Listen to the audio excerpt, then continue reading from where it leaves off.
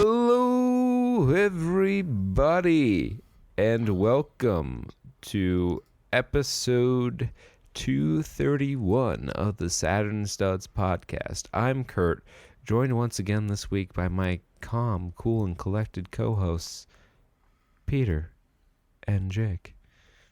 That's right, Kurt. This week, we're coming at you smooth and smarmy with the cough syrup soda fountain edition of the Saturn Studs. Name your favorite. Mine's red, but it could also be a different shade of red. Mine is chartreuse. I find it soothing on both the eyes and the palate. I'm actually preferential to just downing NyQuil, whatever color, until I forget what I'm doing. Could you imagine if they put Until I wake up 2 green weeks cough later syrup, in my underwear. like sour green apple flavored cough syrup? Just flavored fun for cough the kids. syrup in general is just a weird thing. Like Delsum is the worst cough medicine ever for actually treating your cough, but it's the best tasting. And it has like orange and grape flavors, and they're both not terrible. But as I discovered as a child, it doesn't fucking work. Like, the worse the medicine tastes, the harder it is to stomach, the more effective at its job it is. Yeah, we, growing up, we did Tussin. I don't think it was Robitussin, it was just Tussin. Tussin? I've seen Tussin at the dollar store before. That's right. It has a gritty texture. It has a little grit in it. I think it just abrades your throat going down. And now it's associated down for you. with I guess what they call robotrippin or lean. Yes, I've gone robo-tripping before. It was The an label is interesting just experience. kid tested. We test on kids. Kid tested. FDA not approved. FDA pending. That's what I like to see in my Tussin and my cough mix. Tussin? Why does it have 120 grit on it? Do you think they have like a drink mix, like a alcoholic drink mix that includes like cough syrup? I'm Yes, sure. again, it's They call it the stiff handy. I feel like that's dangerous. Oh, it most certainly is. You I should feel not like on drink somewhere it. in the package it says "Don't mix with alcohol, you idiot." It specifically says, "Jake, don't do it. Don't mix with Four Loko." Most Oh, of them God. probably have acetamin. Oh god, don't drink Four Loko, especially now. Sorry, that Quattro Four Loko Loko. is just it's bad. It's bad time juice. back in my day. Four Loko could kill you, but now it's the sanitized, just crappy malt liquor bullshit. I am not about it. It'll still fuck you up, sure, but it won't make your heart explode, and that was half the fun. It's like I remember when they started selling 6-packs like a roulette style. And They should do that. Spun it. Sell a 6-pack of Four Loko, and one of them has caffeine in it. But which one is it? one of them has the old ingredients, the cocaine. The old former recipe that was, I'm sure, battery acid and fucking absinthe. The company was running on a loss because they had to use up a car battery for each 6-pack. Well, of what do you Four think Loko. all the cash for clunkers and cars for kids cars went to? Four Loko came sweeping up the remains. You don't see the real those. You don't see conspiracy. those 188 cars for kids commercials too much anymore, do you? And you don't see Four Loko in stores too much anymore, do you? Why would kids need cars? Coincidence? No, you trade your Probably. car for a kid. You get a kid when you trade in your car. If you want to skip all the bullshit of the Class. adoption agencies, just come. We got you pick your race of baby. We got them all. Surprised they would advertise that on national television. Just say cars for kids. We got white babies. We got black babies. We got Blasian babies. We got Asian babies. What do you want? They're Clown running a babies. special. They have They're clown running the babies? Monopoly edition where there's a little sticker on the back of their heads you peel off. See if you win a free one. I want authentic clowns from good seed. Preferably seed kept in tubes and or plastic bags. My seed is fresh. Keep my seed in tubes and in plastic bags. All right, Trey Watch at long well, last. yeah, I didn't say before we where get we're to Trey coming Watch, from. Oh, I was true. gonna make up some bullshit about Mickey Mouse and where we're the yeah. basement Speaking of of Disney, corporate endorsements, the basement of Disney of what they keep. What are we sponsored by Disney now? The no, Mouse? I was just gonna say you might be wondering why we haven't talked about what piece of media we're reviewing today, and that's because we didn't watch a movie today because we're angry. If you Yes. hadn't noticed, we're just livid. Yeah.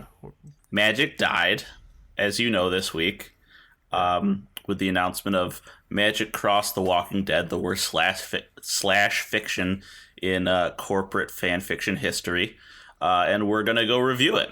We're gonna read its obituary. We're gonna talk about it real nice. So if you notice, I started the show doing a calm voice, and I was really debating whether or not do the whole show in the calm voice until we got to the editorial and just explode and shout and yell. But then we started laughing and I forgot. But Yeah, I feel like that might be me later. They just announced Rick last night, so Yes, and oh yeah, and he's perfect good. timing. he's really good. fucking good. He's just better about- than any white card we've ever had.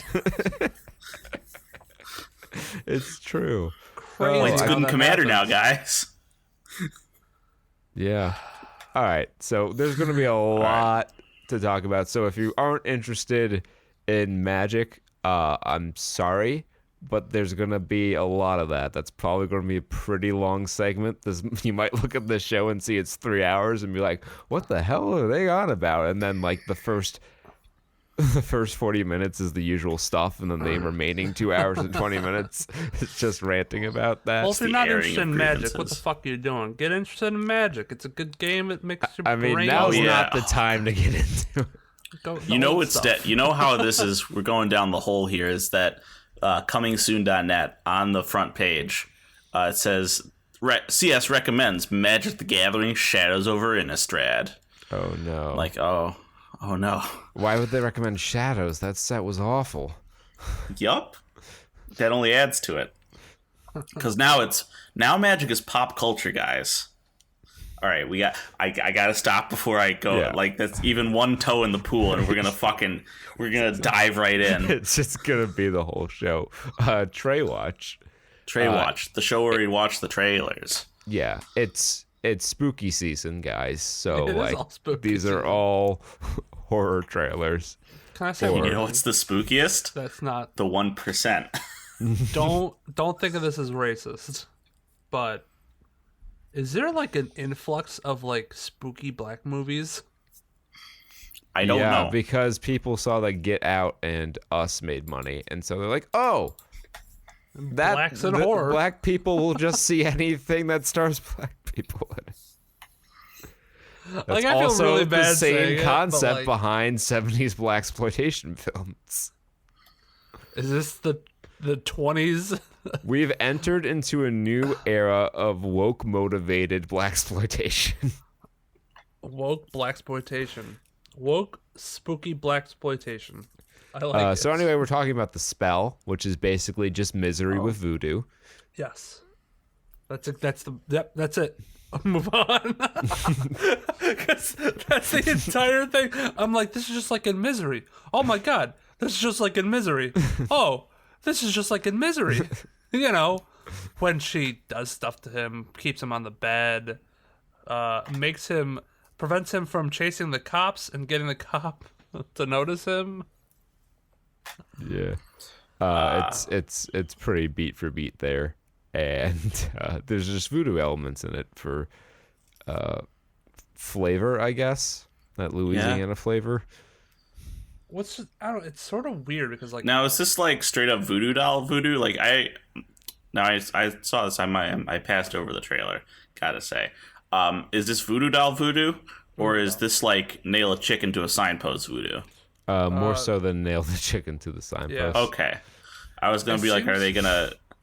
At least they're. I call that one the more authentic one. 'Cause No, it's not she's just not- voodoo doll. Yeah, it's not. She's not like doing the misery stuff with a voodoo doll in her hand. It's not quite that on Although- the nose, but That would be a silly movie. that would be an interesting take on. Like, if you told me misery but with voodoo, that's probably what I would think of, which is probably why you asked the question. But no, it's more nailing the chicken to the signpost. Okay. Wait, no, there is the doll though, but she does There, have the yeah, doll. there is a doll, yes, but it's Of not course. like. But that makes more. I saw more of that than I saw like other spells. Like there was a couple elements of like. Well, it's just like the decor more so. Like, Okay. there's, if you just scrub through the timeline, there's like this, hand bone on the wall and stuff. Yeah, there's something with hand bones. 'Cause, like he I'm like just- lays out all the finger bones and all the bones. in I the just hand. want to know how culturally appropriating my scary voodoo movie is going to be. But no, Peter, it stars black people. It's not, And they can't be racist. they can't So- appropriate their own culture. Duh. Directed by Keith Whiteman. So I guess a little bit of the plot of the movie. This is like a big city New Yorker who I forgot what like holiday it is, or I think they're just taking a vacation down to like Yeah. I assume Louisiana. Fast. And they decide to fly the most inconvenient way, which is a private like single prop plane with him and his four I mean, kids. that was a dual or two prop kid- Cessna. Was it a dual prop? I think so. Still, I think it's pretty cramped in there with all your luggage and stuff like that. Probably. So him and his wife and I think two kids is what he's got. Are flying down to Louisiana and the lightning storm and they crash, but he gets saved, and he's hurt. He needs to go to the hospital, and she's like, "Nah, baby, I got you. I'll fix you up." Yeah. And Then That's Witch when Doctor the by voodoo Aqua happens. starts playing. which is just like Misery, except without the family. Yeah, except there's no clear motivation for why the woman in the story is doing it, unlike Yeah, Misery, yeah. where Kathy Bates' character was a fan of the author and didn't like the ending of the most recent book and wanted him to rewrite it. Yeah. I don't think there's a voodoo tradition of kidnapping people. No, And- I don't believe so either. But Now- there is like an old man with like no eyes. So what's up with that? I don't know. Neither do But I. I think his family's alive and she's like keeping them hostage or something like that. That would Keeping probably them be the for some twist, yeah. ritual. Yeah. Because he said something about she's got my family. And we'll see what happens with that. Yeah. Yeah. Y'all remember that Iron Mask movie we talked about Yeah, like 7 months ago There's with another Arnold trailer. Schwarzenegger and Jackie Chan? I'm so happy there's more. I wish there was a movie with those two, like, back when they weren't both 70. Yeah, Yeah. right. Took him this long to figure it out. But yeah, it's here.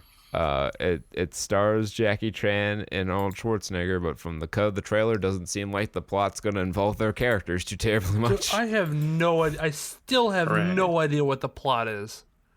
Well, Jackie Chan has this fancy medallion, and he gives it to the Iron Mask fellow to give it to his daughter? Something like that? I don't know. I think it's is this supposed to be very, very roughly based on the Man in the Iron Mask? I mean, I think they just saw the cover and were like, hey, let's do something with that. I don't know anything wait, about the story wait. of the book. This Did came y'all out in see the man 2019. in the fucking the Space Marine, the Jade Space Marine? Yes.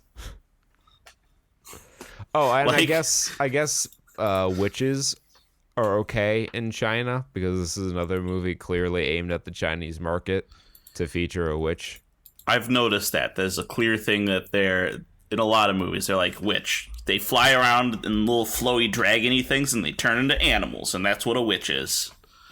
Well, this came out in 2019, Oh, is it already out internationally? but in China. Oh, I see. Chinese first release. Yeah. So now they're trying it over here. They're like, hey, Americans like Jackie Chan and Arnold Schwarzenegger. Yeah. Yeah, because it's got the same cast. Wait a second. From the producer of from the producer of Frank Miller's Sin City: A Dame to Kill For. That movie wasn't terrible, Yes. but it's the producer. So, like, what does that mean? I don't know, stylistic CGI everywhere. Wait, did I just see the Iron Mask do a Kamehameha wave? I Probably. mean, for legal reasons, no. But you saw him shoot an energy wave from his hands. Yeah, this is wild. Like, there's no way this will be like. Let me put it this way: it will be 100% entertaining. There is no room for anything else. Yeah, this will not be a situation like the new Hellboy, where you're like, yeah, the movie would have been better if it were worse. I feel like this whole movie is sponsored by Raid Shadow Legends. They use their graphics API.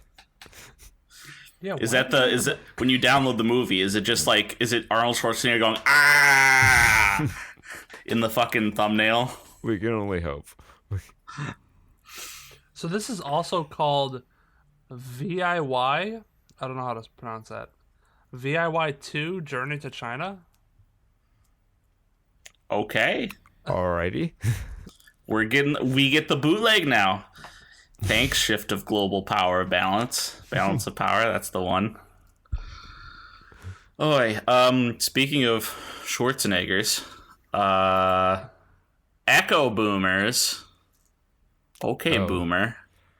Right, Starring Michael Shannon and Patrick Schwarzenegger. Oh. It's the story of rowdy kids who like make their own paramilitary group and rob rich people for their own benefit. That's cool. Because, that's what you do. And they're very obvious, like it's millennials stealing from the 1% boomers.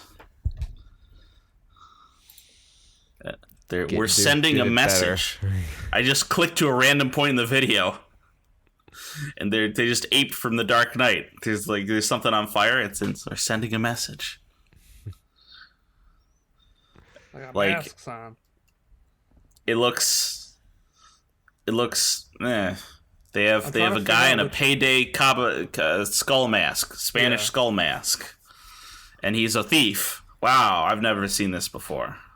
I'm trying to figure out which one is Patrick Schwarzenegger. It's the kid with the weird like bowl cut. He's got the Justin Bieber cut. He's the one on the phone. He's much smaller. That's what happens when you don't bodybuild from a young age. Once Damn you it. go off the steroids, you just kind of get a little smaller to Jake. That's actually just Arnold. He just got a name change. Haven't you noticed how Arnold Schwarzenegger has like deflated over the years? He's like a balloon. Like, by the time he was in Hollywood, he looked nothing like the guy who was Mr. Universe or whatever. Yeah. He was pretty jacked. No suits would fit him. He had to deflate. Yeah, like when you're a bodybuilder like that, do you wear clothes ever? I don't think you can. You strictly wear like those like string, like what are they called? Not leotards, Toga? but like tank Singlets? tops. But Oh, like the ones that are just like singlet. basically strings. Yeah. no. Have you ever seen like buff dudes in suits? It's so weird. If it's a well-fitting suit. Also, I think this movie is just Oliver Twist. Also, Peter, I Yeah. watch wrestling. You're asking me if I've ever seen a buff dude in a suit? No, like a bodybuilder type dude in a suit. It's even worse. Like Triple H, he looks positively like svelte. This is all you wear as a bodybuilder. This is all you wear. This is your entire wardrobe. Just different colors of this. This is from Like, Wish. Here we go. I'm thinking like, all right, let me send you over the picture here. If you want to see these images, you can join our Discord server. Link for that's in the description. We were talking about the Iron Mask, right? Oh yeah, sure. Well, it's like already out. I don't know what else to say. I mean, like, if you can go watch it, go watch it. I mean, it was released in China and Russia in 2019. I guess we got the release in UK and straight to digital release in the US April 10th. Oh, they're just going to try it in theaters now. I don't even know if it's going in theaters though. That said April 10th, 2020, which means it already came out. I don't know why we're getting trailers for this, but I'm glad we get more footage of it because this is bizarre. We got to see the dragon go roar. One of life's great mysteries. Also, coming to us from overseas. Yes, Sacha Baron Cohen has escaped his Kazakhstanian jail cell and is ready to poke the bear once again in Borat subsequent movie film. The kids today can now relive the magic of the early 2000s. I saw the thing on Reddit before I saw that this movie was coming out of him disguising himself as Trump with the like dead hooker prop to interrupt Mike Pence's speech. Mike Penis, I've brought you woman. I brought girl for you. I just hope this is as politically incorrect as the first one was. I really don't want to see woke I have Borat. no doubt. You saw the trailer, right? Yeah. Yeah. But like I kind of feel like I'm fearful because of the past 14 years since 2006. That they might pull punches. I could see them pulling punches on like maybe like gay stuff. Cuz he was like really He did Bruno, right? Yeah. He did Bruno. But he was like really like his Borat character was really homophobic, I'm pretty sure, in the first one. I could see them maybe pulling punches there, but I sort of hope not because it's a joke. I don't think they're gonna Fucking like. laugh. I just think they won't go after like anyone that isn't a safe, politically correct target for jokes. They may like, go after more. mostly they just hit on like rural Southern conservative voter. Yeah, that's what they really seem like they targeted for this. Because he disguises himself as that when they're at the abortion place, and You ever put a baby in your daughter?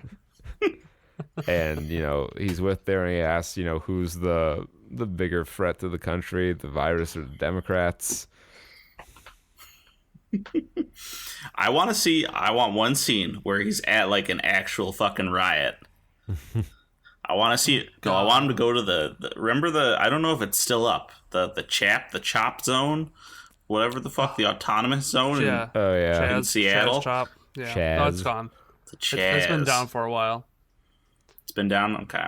I kind of want to see him there because that would be wild. I'd at least hope that if they're gonna hit on all of this, the issues in America right now, that they'll hit on all of them and not just one of them. But I gotta say, if it's anybody who's gonna do it, I expect that stuff from Sacha Baron Cohen because he is. Oh yeah, he's ready to go back ruthless. to meet his friends in the Kazakhstanian prison. Because what was it? They hated it, and then they got lots of tourist money. Yeah. Like maybe it's a problem, but it's a good problem.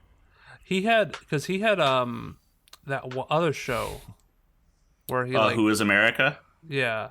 I saw Where one he, clip of actually that where met he was with, like congressmen and like senators and people like that, and totally made them look like idiots. Oh yeah, Like the whole thing with like giving I think it was Pakistani kids or something like that, or Iranian kids guns in school. It's like, here's why these kids should be able to carry around handguns in school, because there was a shooter and they could self-defend themselves. So here's why we're gonna teach the fourth graders how to shoot guns and pack heat. The clip I saw was like some like Steve Jobs type. He was like some Steve Jobs developer dude. And he goes to like this rural town. He's like, we're gonna build a new facility. We're gonna draw in tourists from all over the world. We're gonna make this a booming industrial place. I present the Johnsonville Mosque. It's a gigantic fucking mosque.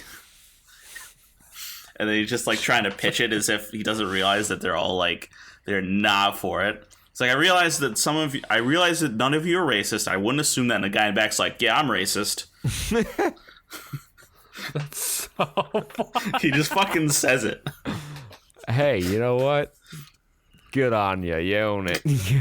Yeah, he's mask off. He's who he is. He's being himself. He's being authentic. That's what we expect out of our Americans. He's like, authentic racism. it's like, I know you guys are worried about attacks, so that's why we put fortified walls around it. What fucking what trailer were we even talking about? I don't know, I'll just pick one. The Witches. The Witches? They're bringing Roald Dahl's story to life in a CGI abomination. Well, the whole movie isn't CGI, but the CGI is abominable. Yeah, that sounds about right. Turned kids into mice. And then you get them. I don't know. That's about it. Yeah, it's kind of a depressing story. Yeah, they don't imply that they eat them in this one. They go to the hotel and they say that if there were mice all around, the manager was like, "Oh, I'd call the exterminator." So like, they didn't really lean into the eating aspect of it. I don't think I read that book, so yeah, I don't really know what it's about. Oh, and the comments are turned off on Movie Clips Trail. Oof. I just noticed that the comments are turned off For Witches. For Witches, I wonder why. Probably because it doesn't look very good, and it's a beloved childhood story for many. Wow. Even though, as Peter says, it's really a downer. It's very bittersweet. I never read it. We'll have to read it. Yeah, actually, it's not that long. I don't think it's. Yeah, it's a children's book. It's not that long. Yeah, it's like baby's first chapter book. I think there's 13 chapters and maybe 80 pages. Should I start doing a book report segment where I read like children's books? Yes. Would that be in your wheelhouse? Give me the fucking Junie B. Jones entire anthology collection. We need that documented. Yes. What was that one book that the girl would like take pictures with her mind? She had a photographic memory and she would go click. That's so Raven? That sounds like Harriet the Spy to me. No, nobody. It's just me. Like, it sounds vaguely familiar, but I don't remember it being in a book. I had the knockoff books. Like, if you're gonna read that shit, I'll go back and read all of fucking Redwall. That shit was boss. Have I read to you the synopsis for the Salmandastron book? No. All those words. The only word I recognized in that was "red" to and "you." The rest of it was just all incoherent gibberish to me. All right, so let me preface this. So Redwall is a series of fantasy books by British author, or maybe Canadian author, Brian Jacques, which is Lord of the Rings, but they're all small woodland creatures. I'll read you the first sentence of the plot introduction of Salmandastron. Farago the Assassin, a terrible weasel warlord, and his son Klitch lead their army of corpse makers to Salmandastron to take over from the Badger Lord Earthstripe the Strong.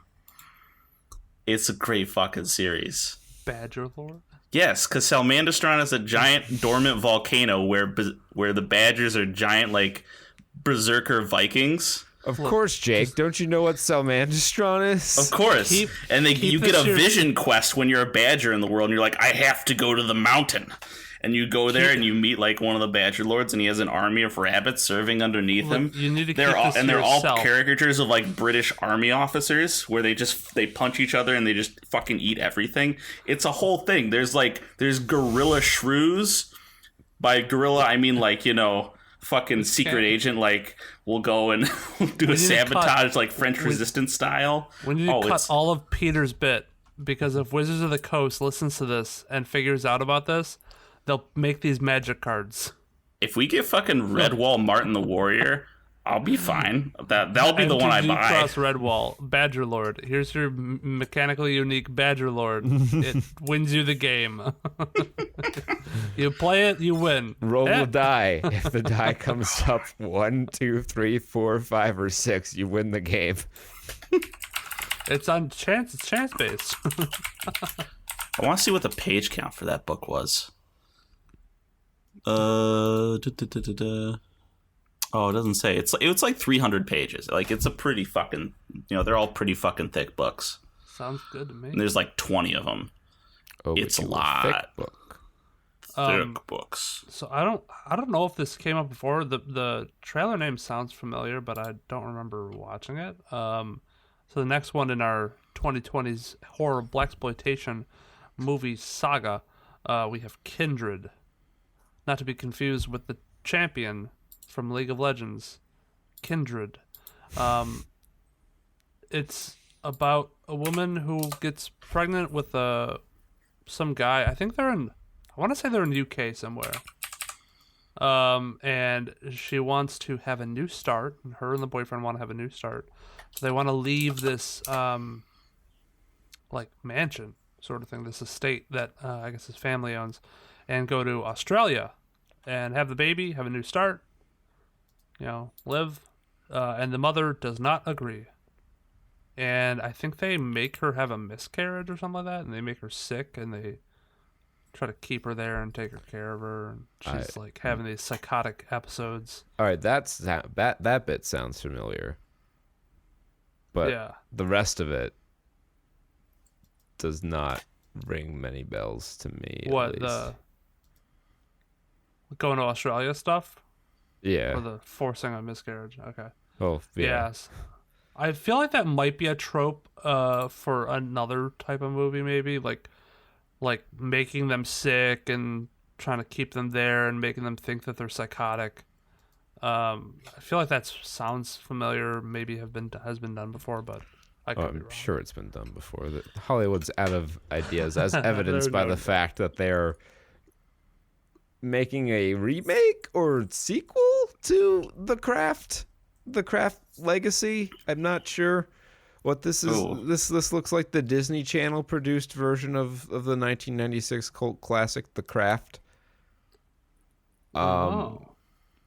And their magic sparkles for some reason. This is a Blumhouse movie. That makes a degree of sense. But the general consensus, although the like to dislike ratio is not terrible, it's 4.6 up to 1.5 down. It's about a beautiful coming of age story when the girl gets her. But the comments are not looking favorable to it. God. One lady says it looks like the Kids Bop version of the original with a crying emoji and then a puking emoji. This other lady here who says, the moment I saw pixie dust, I knew it was over for me. Another one along that same lines. What is this? A Twilight remix of The Craft? Why does their magic have to sparkle? With a sparkle emoji, 2 question marks, and a facepalm emoji. Because apparently YouTube comments let you do emojis now. That's what I've learned. Okay. And finally, River here 3 days ago, really just hitting it right on the head.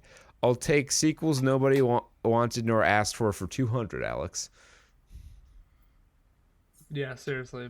I don't know who wanted this, but who asked for this? I wonder if this Who didn't clean out the grease tray? Did you watch the original Craft?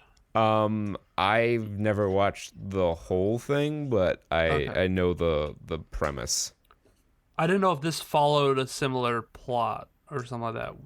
Well, were they kids From the looks of in things, the they're like original in one? high school, and there's Okay. 3 witch girls, and the new girl uh goes to like she finds out that they're witches or something like that, and then she's the 4th one of their covenant that makes them all or coven that makes them all powerful, and then they like cast spells that are like, high schooler bullshit wish fulfillment. Like, I want to cast a love Mhm. spell on the popular boy, and I want to cast a love spell or a spell to make my stepdad have a heart attack so we collect on his life insurance policy and move out of a trailer. Just basic high school stuff. And then, like, one of them gets real power hungry, or 3 of them get real power hungry, and they have a internal clash. And the new girl at the end is the only one who has her powers, or something like that. I had sisters. I've heard it in the other room a number of times, but I've never actually watched the movie. That you've heard them casting spells? No, I've heard the movie playing on the television in the other room. Maybe they were casting spells too. I don't think so. I don't want to meet your sisters. I now assume they're witches. But this seems like it might go in a similar vein, just slightly jumbled up a little bit, and maybe from the comments at least, it seems like compared to the original, the magic is more Sparkly. CG enhanced, sparkle. Um, the premise of this one is the new girl in town goes to class, has her period, gets embarrassed. They then I kind of like capitalize on this new girl being ostracized, and make her part of the group. Invite her over, be real nice to her. I think there's a genuine sense to that. I don't think they're faking it, but they definitely have ulterior motives to like get her to be the 4th in their group by treating her kind and stuff like that. But I think they genuinely become friends, and after that, she's the one that seems to get like power hungry, and like loses control, sort of. I think it's more of a loss of control than power hungry. Yeah, maybe it was. I don't know any of their character names. Yeah. Well, this one at least seems like she like loses control, and then I guess needs to be stopped in some way. But maybe she stops them from stopping her. I don't know. Who looks stops the crazy. stopper?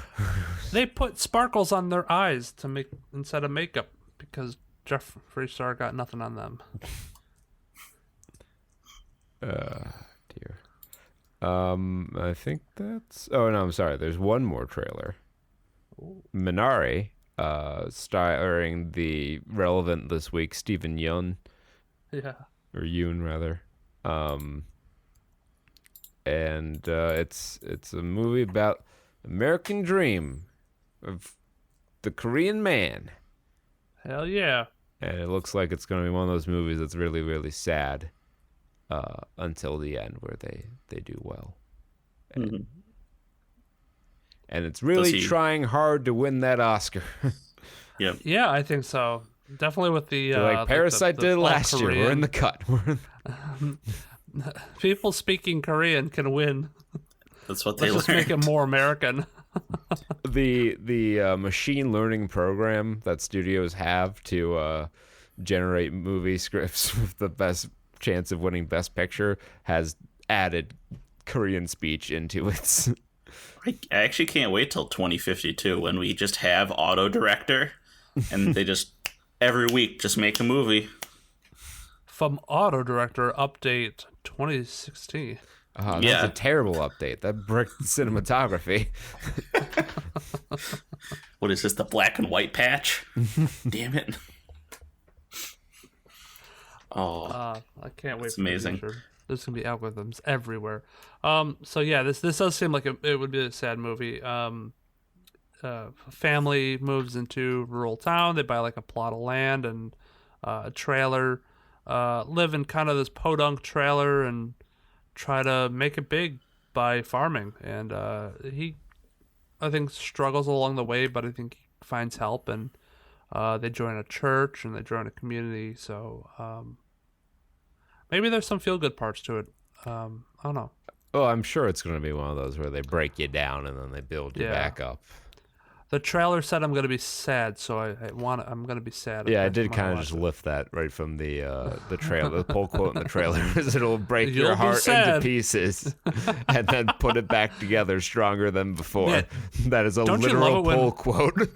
Don't you love it when movies tell you how to feel so you don't have to like have emotions anymore? It's so much easier when someone just tells me what I think and how I feel. If we could just instead of like actors showing emotion in movies, if we could just have like a little like subtext like line at the bottom, start being sad now. No, get happier. Like the applause sign. Yeah. Scared. Shock and awe. Mixed gay feelings. I could see myself in that situation. You know, I don't normally think this way, but he's a handsome man. But now that you put it that way, but now that you're telling me to feel that way, it's just so much easier. It's like a laugh track. Yeah, right. This was a joke, guys. Now, there's a difference between a laugh track and filmed in front of a live studio audience. Mm-hmm. Live studio audience, okay, it's fine because those are genuine reactions. Laugh track, those are like decades old dead people laughing at Dean Martin in the 1920s. So that the shitty writers who can't, write a joke that'll make you laugh, let you know when their jokes are supposed to make you laugh. Like and Friends. Also so that you don't feel alone when you realize that you've been in your house all day and you don't go out anymore.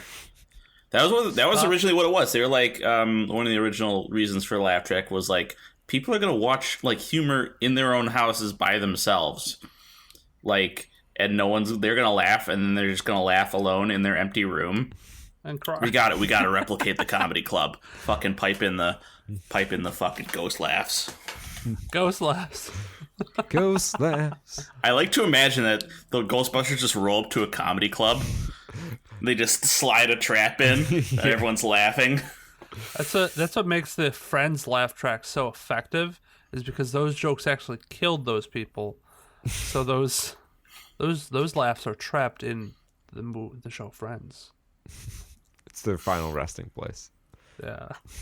Actually, I would like that if they did that in the new Ghostbusters, where it's just like an awful ghost comedian, and they trap it, and every so often, like it'll do the laugh track out when someone just cracks some awful joke. It'll like pop out of the trap, and then Bigman's like, "Oh shit, that's on the Fritz again," and they just slap it to keep it closed. That's a good premise to a Blumhouse movie. But the new Ghostbusters stars children, so I don't think that's gonna happen. I'm not saying it can't be good, but it stars children. I mean, it still works. The adult humor of that situation might be lost on children. What also is lost on children, how Tenet remains #1 at the box office. Nailed it. Cinnamon Toast Crunch and Tenet at the box office.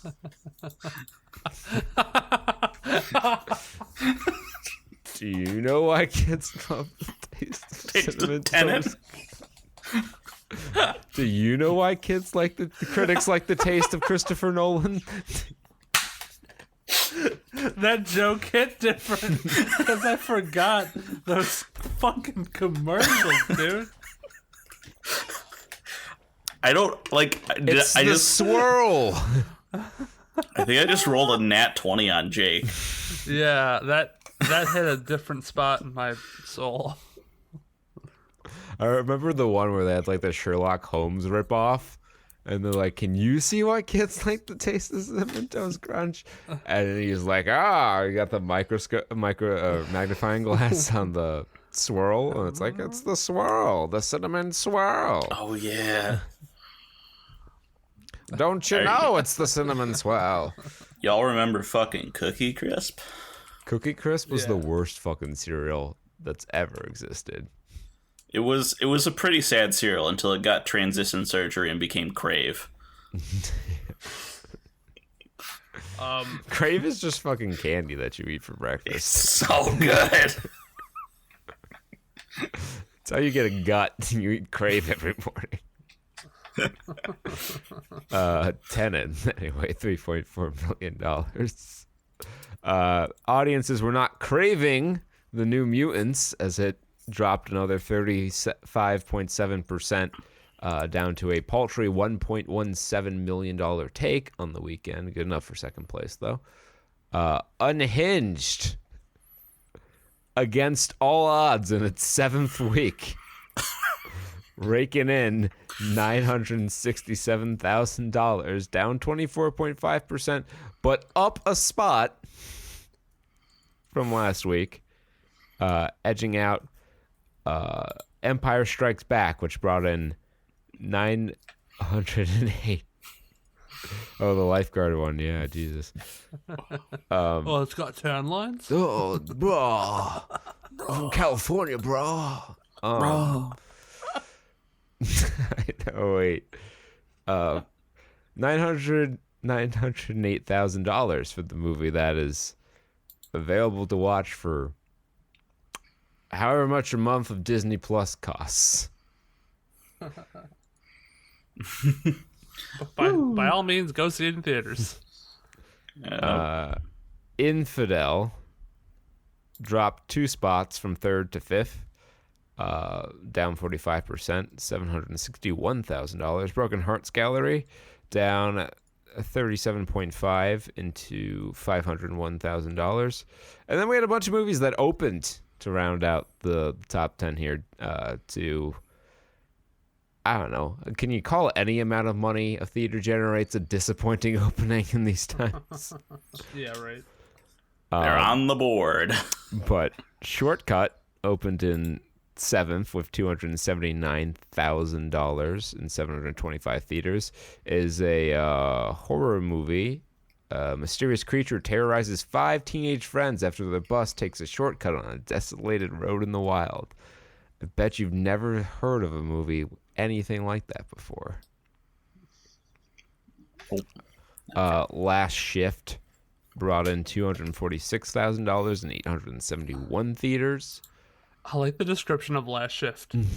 Stanley's last shift at his fast food shop takes an unexpected turn. It's such a brilliant contrast to like one of them. I think Broken Hearts Gallery, or no, not Broken Hearts Gallery, but like there's this Words on Bathroom Walls was the one where they like just typed out the whole plot on that little description, and then you have those, and then you have the ones that are just like Last Shift, where it's just the perfect juxtaposition. Kajillionaire, that really strange movie we talked about on Trey Watch not that long ago, opened with $215,000 in 529 theaters. And it also happens to be our Spotlight Film of the Week. Ding, ding, ding, ding, ding, ding, ding. So Kajillionaire has a 80 on Metacritic, a 6.4 out of 10 on IMDb, and I need to look it up on Rotten Tomatoes because I was not prepared. I hate it when it's a nonsense word. I don't know how to spell Kajillionaire because it's not a real word. No one's ever had to spell it before. It's true. It has an 87% from critics on Rotten Tomatoes and a 51% from audiences. So it seems like critics and audiences are split on Kajillionaire, which does not shock me at all, given the wackiness of the trailer. But we don't care what the critics have to say. We are men of the people. We care what the people have to say. And to hear what the people have to say, these real people, these pizza pipeline, cinnamon Trixie stick, and zesty cheese bread eating people, have to say. One such person, Joe Yaffe, has a review of Kajillionaire, 10 out of 10. This film is so wacky that you don't fully appreciate the deep dive into human relationships until the end of the film. The acting, especially from Evan Rachel Wood, is unexpectedly brilliant, and the writing from Miranda July is her best yet. I laughed until my heart broke. 31 out of 41 people found that helpful. I also would like to throw in the other 10-star review here from Jessica Cateronian Gray, whose review is titled "What a Shock," submitted on my birthday. It's 10 out of 10, and it has a spoiler warning, and when you click it down, it says, "Fleabag mode. This is a love story. Two girls kissing." Amazing. Well, What you got, Jake? I got some people who disagree with your 10 out of 10s, and they say 1 out of 10. Is it over yet? A surefire way to know a movie is bad. Oh, that was a question mark? I saw one star review that I really hope you picked up, Jake. All right. Hopefully I get it. Okay. Let me start over. A surefire way to know a movie is bad? When you keep checking your watch, doing the math for when the movie will end. Okay, thanks. Richard Jenkins? Deborah Winger? Are you guys in a severe financial crunch and needed some money fast? Did you lose a bet and this was your punishment? Why so many fucking questions? Let's review it. As you might have guessed, I found this movie painful to watch. It started out well enough, with some big names portraying a very eccentric family of small-time con artists. But that was it. It all just went slowly downhill after that, grinding slower and slower. At one point, I believe time stood still, yet the movie kept going and going, despite my fervent wishes for it to end. And then time Almost stood left still. several times. Almost left several times, but I stuck it out to see how it would wrap up. It wasn't worth the wait. I wish I indeed had left early. I didn't miss anything. Nary a smile to be seen in the theater as we all somberly filed out. Just a lot of grumbling and people shaking their heads dejectedly. 9 out of 26 found it helpful. Was that signed like J. Movington III Esquire? Yeah, I what the hope so. fuck? He waxed poetically on his reaction to this movie for 97,000 words. Nary a smile in the theater as we Fix up the beginning of that one, and then we could have had like something out of a good book. KR 98664. Do better, but damn. I got a 6 out of 10 here. From YGQQAQO, which I'm going to call Yukako. Yukwako? Young Guaco. Young Guaco. Bat I like Guano. that. That's Young Guano. That's my new name. That's my rapper name, Young Guano. 6 out of 10. A little bit of good and a little bit of bad. I think the IMDb keywords describe the good and the bad of this movie really well.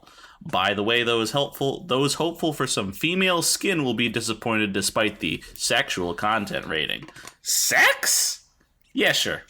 Also, the film is strange in that the girl looks gorgeous. She is very feminine and slender, so desirable, but it's as if she's photoshopped the whole way. When I checked her photos out and looked up her videos outside the film, she is nowhere as pretty as she is in the film. Strange. 1 out of 1 found that helpful. And 1 out of 1 fucking report sent to the police. That's a joke, right? That's a troll. I don't know. I don't know. I mean, the woman in this movie, the main character, is like, I'm sure a perfectly good-looking lady outside of this movie, but is made out to be the most frumpy. I'm looking at their history here. There's a title here for Fast and Furious that's just called Joanna Brewster equals hot. So, and then her review of Spy. I'm gonna throw in a bonus review of Spy right here from 2015. Not funny. Melissa is cholesterol packed and unfunny. Why would I spend time watching someone who is so middle America? She looks like a Walmart shopper. That's the end of it. It's the whole review. Oh wait, no. Okay. Oh, can I read this Fast and Furious one? Just because it's so awful. Go for it. What a babe. She should be in a microskirt and placed in a museum and bringing happiness to mankind 24/7. Peace and happiness shall prevail. There's oh my god, this film is number 4, but it really is a direct sequel to the original of 2001. There are many a hard body and lesbo women to ogle. Lots of action and of course a bunch of incredible racing scenes. A couple of weak points is the one hottie dying too early. No sex scenes and a huge mega fight full of violent punches and no bruising blood or anything. Come on! That's the end of the You know what? I like how he just speaks to the minds of all men out there. I respect the transparency of his views. Speaking of, we look to see more from you in the future. yeah, put him on the list with the Andrew Jackson guy and our Greetings from the Darkness guy, who has another review on this movie. I will spare you the Russian novel that he has written on it. But Ferguson 6, you keep doing you. And we hope to stumble upon more of your reviews in the future. Maybe for, like, popular movies. But I suspect he only reviews indie films. Could be. Bubba Axe MV has a 9 out of 10 review of Kajillionaire. The bad reviews are for bad reasons. Submitted September 27, 2020. This movie was damn near flawless. I can't think of many, if any, plot holes. And the way he said that, I can't think of many, and as in a positive, if any, plot holes as a separate positive. Everyone gets fleshed out. Oh my god, it's just a parade of commas. There are no periods. Everyone gets fleshed out. The story is fantastically written, and everything makes sense. It's a big positive out here. People wrote it as bad because they came in for a comedy, but they never stopped to take it for what it is, so they just judged it off of that. It was more of a drama, and damn it, a fantastic one at that. Highly recommended. 5 out of 13 people found that helpful. Oh, good. Well, hopefully this is the one that you saw. 1 out of 10. Numbingly numbing. If it's not, I'll read the one that Kurt said because I'm pretty... Vlad Miravan. Essentially a lesbian love story, is also a barren comedy, mostly populated by unsympathetic characters whose eccentricities are more obnoxious than endearing, and resting on underlying ideas about life and death that cannot be harmonized with revealed truth. Should have stayed in the closet. The one I wanted you to review, that's a good one too, but the one I wanted you to review was actually the featured one. It's a 1 star. It says it's an ellipses, top 3 all time, worst, another ellipses, and I'm a senior citizen in years of living. I'll do that because the other one, this 5 out of 10 by Stephen D. Beard, Quirky Dark Comedy, is literally just like a product description. Like, is it a funny product description? Is it like Pizza Pipeline funny? Well, first of all, it has spoilers. So, spoilers, I guess.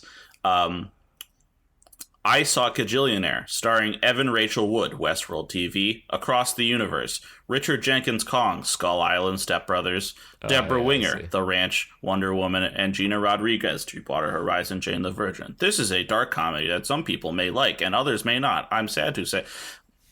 Yeah, it goes like that. I want to review the funny one. Yeah, review the funny one. Take by the one Joe Gatz. Joe Gatz. Top 3 time all worst, and I'm a senior citizen in years of living. The negative reviews are completely and honestly accurate and well earned by this ultra boring waste of time that attempts to excuse its failings by claiming to be quirky. As if anything quirky becomes something of value. Stay away at your own peril. There's quicksand up there. Even if you're yearning to see a movie with a big box of buttered popcorn in these Wuhan virus restricted times. As my wife had so aptly warned, there is a reason this movie is being shown in these times. 4 out of 11. That's somebody who's been cultured. Bravo. been Bravo. weathered. That was Oh my fucking... Somebody That who's got been me out of weathered. nowhere. moved me deeply. I'm a changed man for having heard the body of that review. I can hear his wife saying that now.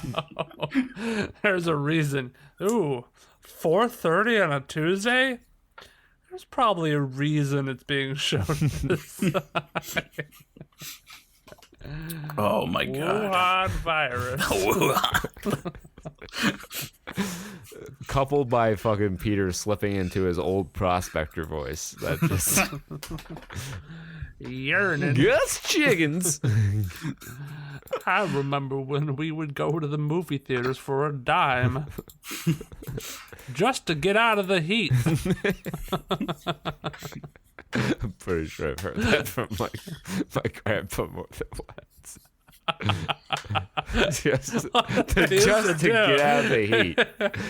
It used to be cold in them Like I movie could hear theaters. that in a grandpa's voice with perfect clarity. That's awesome. Holy shit. Oh dear. Okay. Round off the top 10. Yeah. Rounding out the top 10, we've got Ava. Ava? Could be. I've heard it both ways. $170,000, 222 theaters. Ava is a deadly assassin who works for a black ops organization traveling the globe specialized in high-profile hits. When a job goes dangerously wrong, she's forced to fight for her own survival. Does that movie sound familiar to anyone else, or is it just me? Could be. Maybe rings a bell. I don't know. Alrighty, so yeah, it made like 2 million worldwide. What the fuck?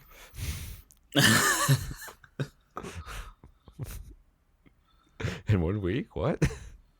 It's outpacing Tenet worldwide. Actually, I don't think that's true anymore. How much did it make worldwide? They don't have daily. Well, fuck it. I don't care. Gaming news. There's not a lot of it this week. The key ones are NVIDIA is delaying the launch of the RTX 3070 until October 29th. It was previously going to launch on the 15th. They are citing the desire to have increased supply available at launch so that they are not sold out in 30 seconds. We'll see how well that works. Interestingly does put its release after the announcement of AMD's 6000 series graphics cards. So at least people will know what AMD has on the table before the 3070 releases, which could impact sales. Oh, they will impact sales. Positively or negatively remains to be seen. So, interesting strategy by NVIDIA. And if the rumors are basically confirmed that there will be a 16 gigabyte 3070 Ti that has more cores and a buffed up clock in addition to the extra VRAM, and a 20 gigabyte variant of the 3080 as that are being released in response to AMD's cards. If the I guess they'd be more towards the release date of AMD's cards, but it'd be weird to launch the 3070 and then like a week later, let's say, announce the 3070 Ti. Mm-hmm. The 3060 Ti has also been announced and confirmed. I don't know when that's releasing. I didn't look, but I also don't know if there's going to be a non-TI 3060 or how much it'll cost. But it's I feel a like that'd thing. be kind of weird to have 30, 70, 80, and 90.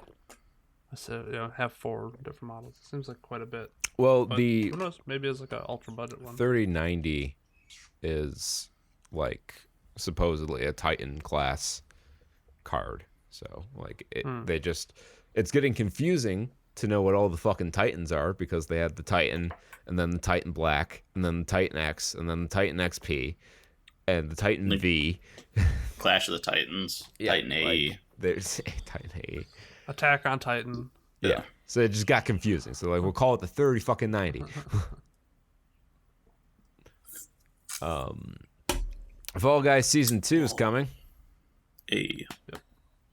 That's gonna be what was that? Like Renaissance theme, like Yeah, it's wizards like medieval and themed. dragons. It's, medieval theme. And it's going to have a platform building section, which totally won't get griefed incredibly hard. No. Yay. Not at all. So there's going to be some new games and some new costumes, and it should be fun. Should be a lot of fun. Look forward to exploring that when it comes out. Another party game that has been making waves right now is Among Us, which is a game came out a couple years ago, but recently got a lot of traction due to streaming, and I don't know why. I think maybe because party games they're hot right now. making, like, a Mugatu is saying so. I heard him. Yeah, party games are hot right now. So hot right now. And So hot. and Among Us kind of made a resurgence, even though it's like kind of like lower budget, but people have been playing it. I mean, it's only nonstop. $5. That's, I think, the good thing about it and why it's so popular is Price because it's point so, is so cheap.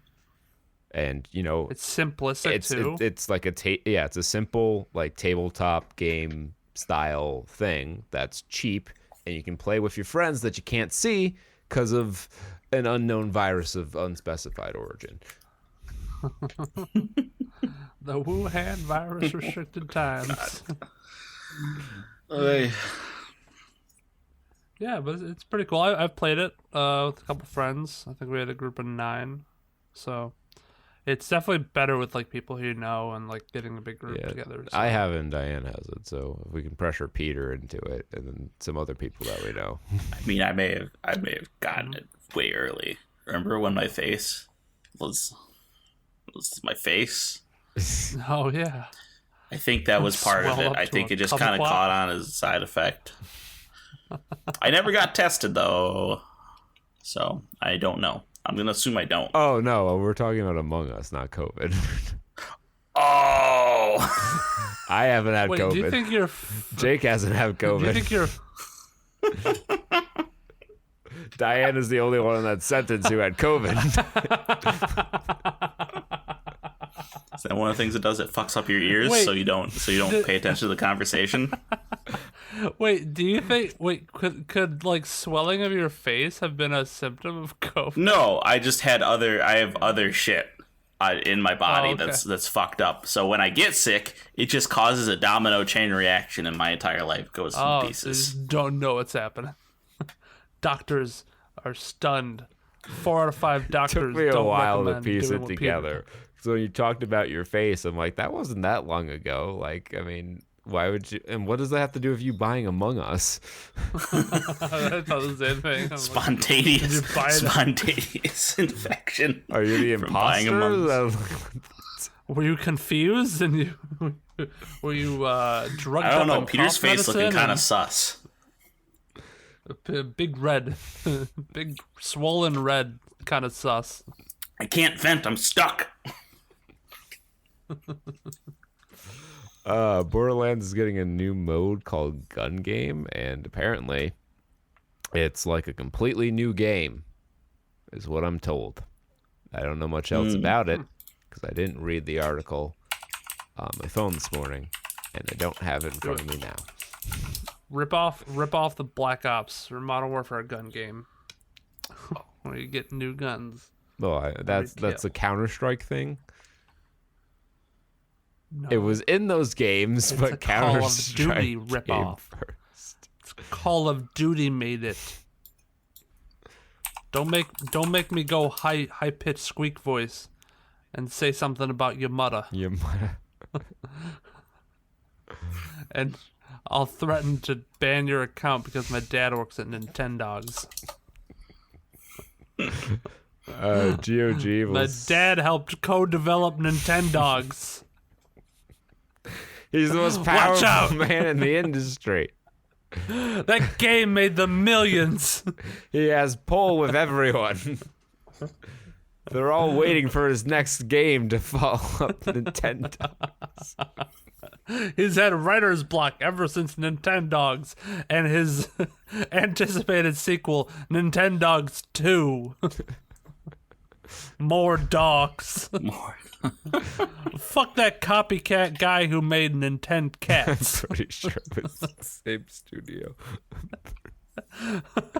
I'm pretty sure that, and like I think there's one with horses. I think they've done like Nintendo horses? What the I fuck? think they've done of like course. every iteration of the interactive pet that you could imagine. Except for Sega's Chow. offering up as competitive. No, Sega Mega Goats. Oh, Sega. It's like a fucking- I thought you were going to be Sega genuine Bass here Fishing, with the Chow featuring the best soul singers ever. Which, I mean, Huh? like- Nintendogs Oh, yeah, is just Chow a Garden. ripoff of the Chow Garden. Everyone knows it. True. Everyone's saying Can it. you, Sad. so you can't even shake your dog in Nintendogs, but you can shake the fucking Chow. You can fucking throw your Chow against the wall. Can't do that in Nintendogs. Can't Can you drag get your dogs to fight each other in this? Oh wait. Sorry, 1 second. I'm getting news. Nintendog fighting. Michael Vick has been. Michael Vick's Nintendogs fighting. Right? Yeah, I mean Sonic has Danica Patrick. Nintendo has Michael Vick. It's so fucking brutal. I don't hold back. Train your dog to be a world-class fighter. We've got a new addition to Sega All-Star Sports Racing. Strap razor blades to his They paw. should do a fucking Punch Out remake, but with dog fighting, where the coach Pop is Out? Michael Vick. The end boss is Michael Vick. You have to fight him in court.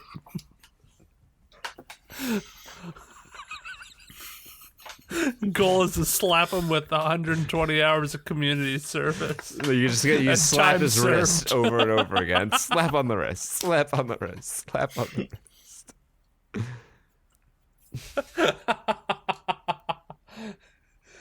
Meanwhile, instead of fighting you, he just throws money at you to make you go away. He plays the Found Jesus card. I'm a changed man. I've learned making dogs fight is not right. GOG will sell Epic Game Store titles through its Galaxy app. Moving forward, there's already integration between GOG and most of your gaming apps, like Xbox and Epic Games and all that. So if you really don't like the Epic Games launcher, you can just use GOG Galaxy. It's fine because it's just a launcher. Yep. It is what it is. Some people really get upset about that. But in news that is upsetting to more people, is that members of the Switch modding group Team Executor have been arrested. Oh, wow. This is following a victory on a judgment that Nintendo won to the tune of $2 million from a retailer, I believe, that was selling Team Executor products. But now 2 members of the piracy group are in custody. They were arrested on an indictment from the Western District of Washington. Max Laurent, 48 years old, a French national of Avignon, France, and Eugenie Chen, 35, a Chinese national of Shenzhen, China. In the slammer, Well, I mean, I'm sure they're out on bail, but The Bama Slammer. they have a court date where they could face longer jail time. Yes. So I don't know how people out there personally feel about piracy. I don't know that it's something that people should have to serve jail time for. Yeah. Yeah.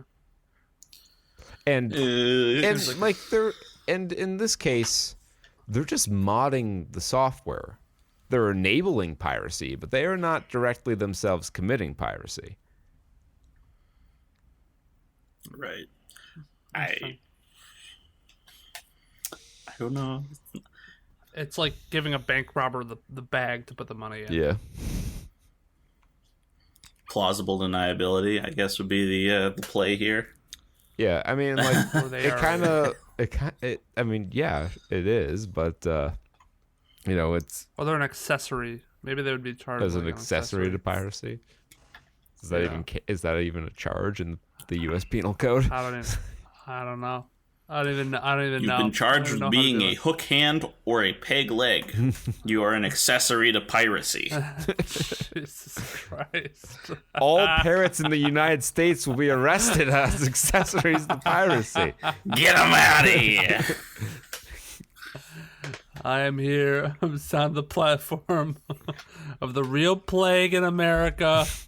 Piracy and accessories of pirates. Peg legs and parrots are now outlawed. I'll get them out of Parrots this will country. be arrested and deported. Eye patches, peg legs, and hook hands will be discontinued. Some of them, very fine people, but a lot of them coming over here want to steal your stuff, wearing parrots. They scare me. A lot of them are named Polly. They always want crackers. Trump has announced today that he wants to liberate the world's grog supply and share it with These the are nation. what I call some bad scurvy dogs. Maybe we could just some scurvy dogs. Some bad homies. Yeah, scurvy dogs. Bad dog. All right. Well, after we got the kinda fun like out of that. the way here. So Anger. Peter and I actually Anger. were together when he broke the news to me. I really hope Where that picks were up you on your when you recording. found out? I hope so too. I It heard popped up on Discord, so I hope so. But that was the perfect. I think my audacity heard I that. couldn't have fucking punctuated that better with editing if I wanted to. But anyway, Peter and I were actually at the train station when we learned of this product. And at the time I said, wow, that's fucking ridiculous. And then as more information came out, it got worse. Just kept getting worse. It got Yeah, so much 'cause- worse. So there are a lot of people on my shits list right now. Hasbro, Wizards of the Coast, the Commander Rules Committee, specifically Sheldon, who I did not care for before, but certainly don't care for now. The Walking Dead, the cast of The Walking Dead. The cast of The Talking Dead. Yes. Yeah. I can't believe that the show that has declined so much in popularity that they're being canceled after this season still has its own dedicated discussion show That's so fucking on which insane. cards are being spoiled. All right, for those of you who are unfamiliar, Wizards of the Coast announced a secret lair product, which are direct Okay. sale singles from Wizards, which is sketchy enough as it is. Right. They're on thin ice with regards to, are we selling gambling products? Because they're Yeah, I mean, the discussion for what is a secret layer is already like kind of up in the air. I mean, it's obviously People are already Wizards' not way of fond dipping into of secret layers. Yeah, it's a method of of Wizards to tap into the secondary market, profiting off of something that they don't control. A lot of these secret layers are usually priced appropriately with the secondary market in mind. You know, there have been numerous cards where there's 3 cards and they might be like $50 to buy all 3 cards. And then you go to check out the market price of those cards, and well, for foil versions of those, it's around, you know, maybe $40 or something like that. And you get the special neat art. But the bigger problem with secret layers is that it is a predatory product that is built upon capitalizing on people who have issues with FOMO. Mm-hmm. The because they are only available for purchase for 1 week, and oftentimes only in North America. Mm-hmm. Yeah. Sometimes it's only available for a day. Yeah, that's true. And then it doesn't Sometimes get shipped it's only for a 1-day drop. many months. It doesn't get shipped. These flash sales. Well, that's the other thing, is that so the way Secret Layer operates is it's a print to order method. So after all the orders are being taken, then they're like, okay, this is how many X amount of print runs we have to do. So they print just enough to fill out the orders, with the exception of maybe having some backlog in case they need to replace cards. I've seen instances where people say, I had a damaged one, they'll send it back into Wizards, they'll replace it immediately with a new one. So there are, a surplus to an extent, but they're selling they're printing just as much as they get orders for. And the general, this is a newer product, so we don't know how well they're going to stick to this. About a year old, I think. Yeah, right? thereabouts. But the idea is that once they're done, they're done. You can never get these versions of these cards ever again. It's essentially a second reserve list. Yes. But in previous secret layers, they're printings of existing cards. Where this is I'll unique go through some of the... is that these are brand new, mechanically unique cards that will be available for a short period of time and then never printed again. In black border. Yes. That's the kicker. That's the real issue, is that these, and because there's precedent been set. They've done this before. Yeah. This is also My not Little a Pony new thing. and Transformers both had cards, but they were silver. If these were silver bordered cards, we wouldn't be talking about this right now. Yeah. No issue whatsoever. We wouldn't fucking even care. It wouldn't even be a blip on our radar. It would just be another cool thing that some collector could buy. Essentially, that's what these were made for. These were made for a collector for cool cards. But the problem is that they're playable in Eternal formats. Competitive and Eternal this is the formats. only even. time you can get it. Like, I know none of these cards are particularly. Don't strike me as being particularly good in Modern or Legacy, but this is very clearly one and what will be long line of similar shenanigans. So say in 3 months they do a Power Rangers secret layer, and they print a Green Ranger card that's the new True Name Nemesis. Mm-hmm. And it's only available for 1 week in North America. And it becomes a $500 staple because it's in such short supply.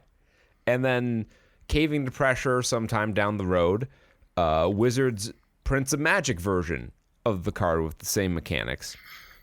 Now the people who had the opportunity to buy the Green Ranger card have 8 copies they can play in their deck. Or they don't. That's the other part. We're kind of skipping around. We're jumping right into the problems with this already. And so one of the important parts of Magic, the first part that we're going to talk about, the first half of this, is, again, mechanically. Because you get cards because you want to play them and you want them to be black border because you want to play them in competitive formats for prizes, for stuff. Now, part of the two halves of competitive is the people who play and the people who watch other people play, right? At the LGS Friday Night Magic level, there's not really anyone who watches people play. Everyone's there to play. Great. Easy.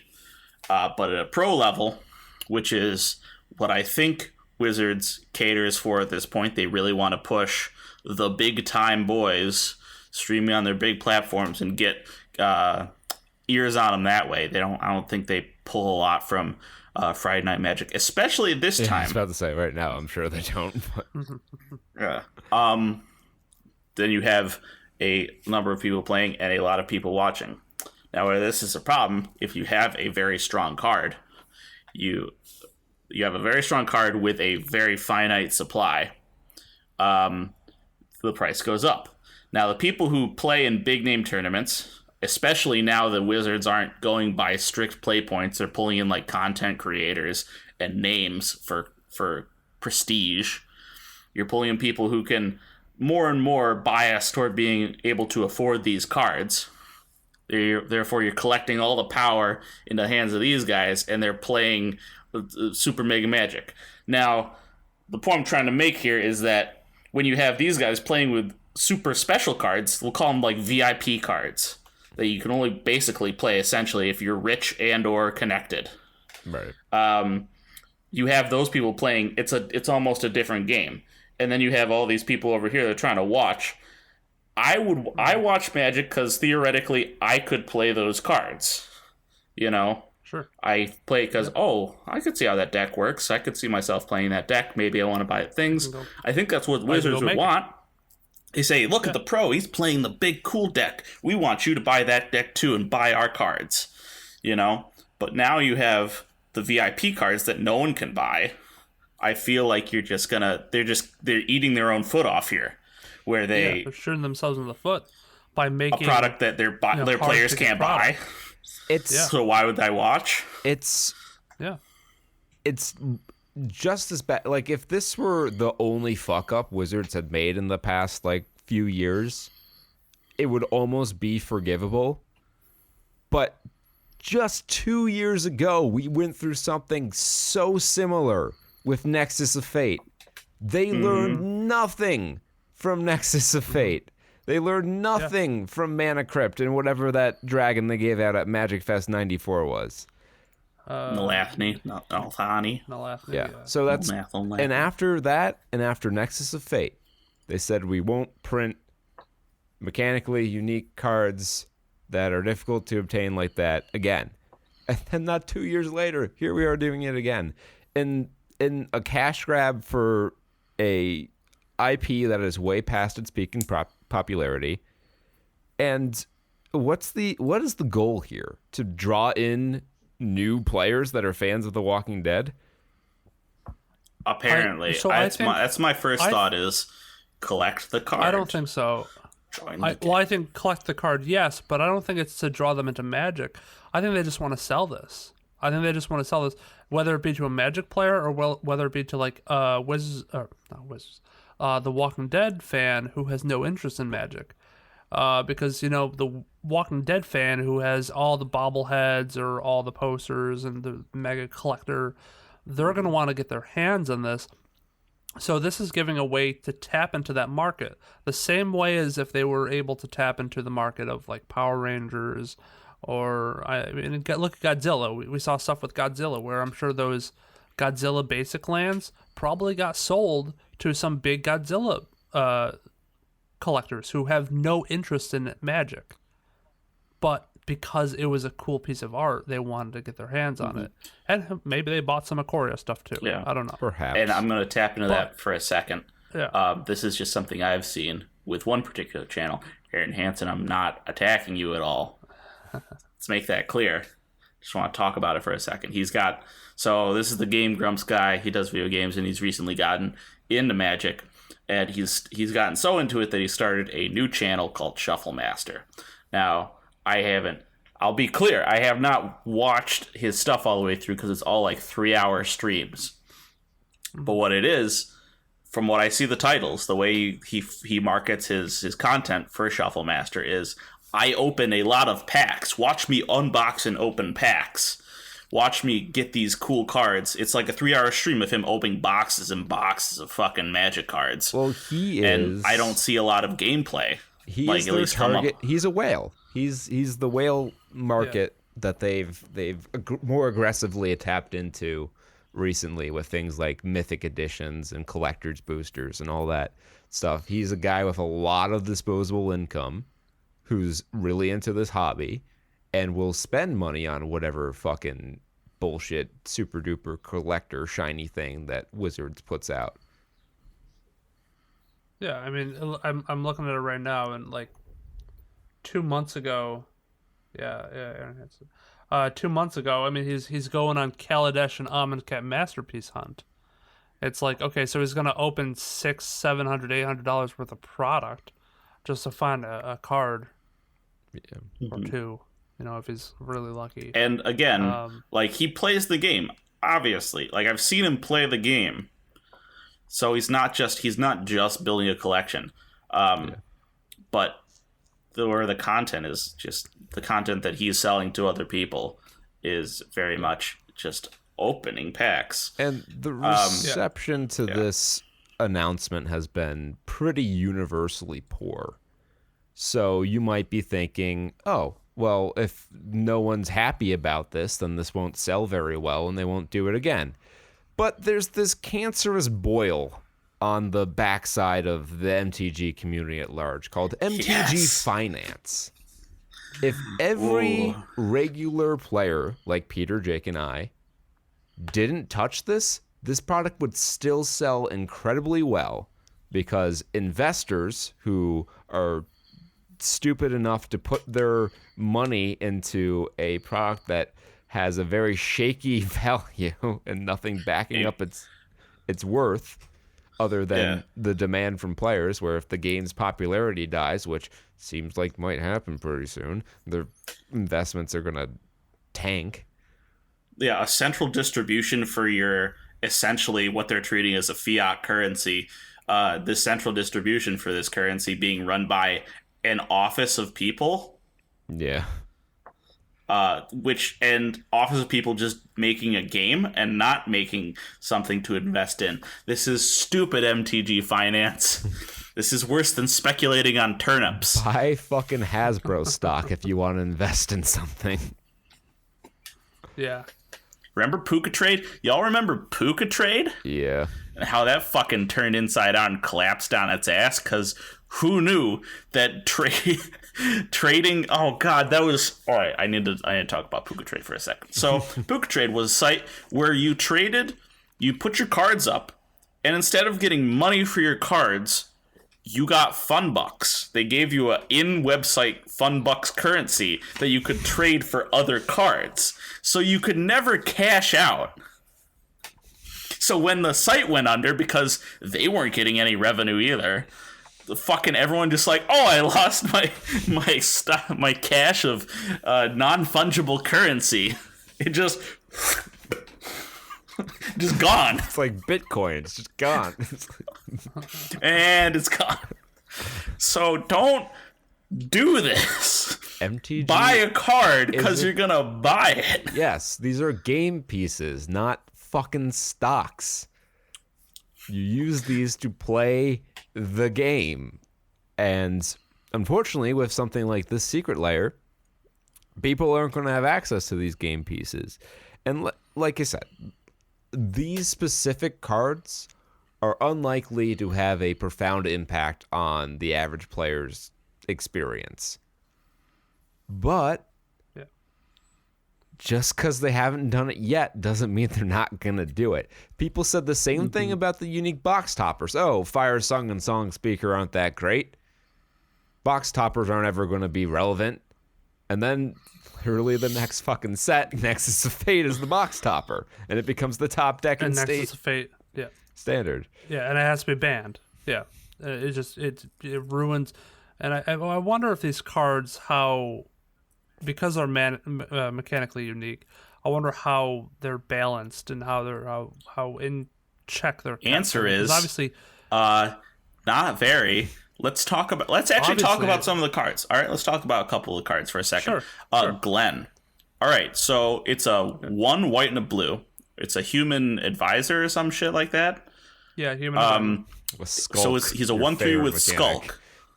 Yes, I like Skulk. It's a fun one. This is probably the card that they should have made to show off Skulk, but they didn't.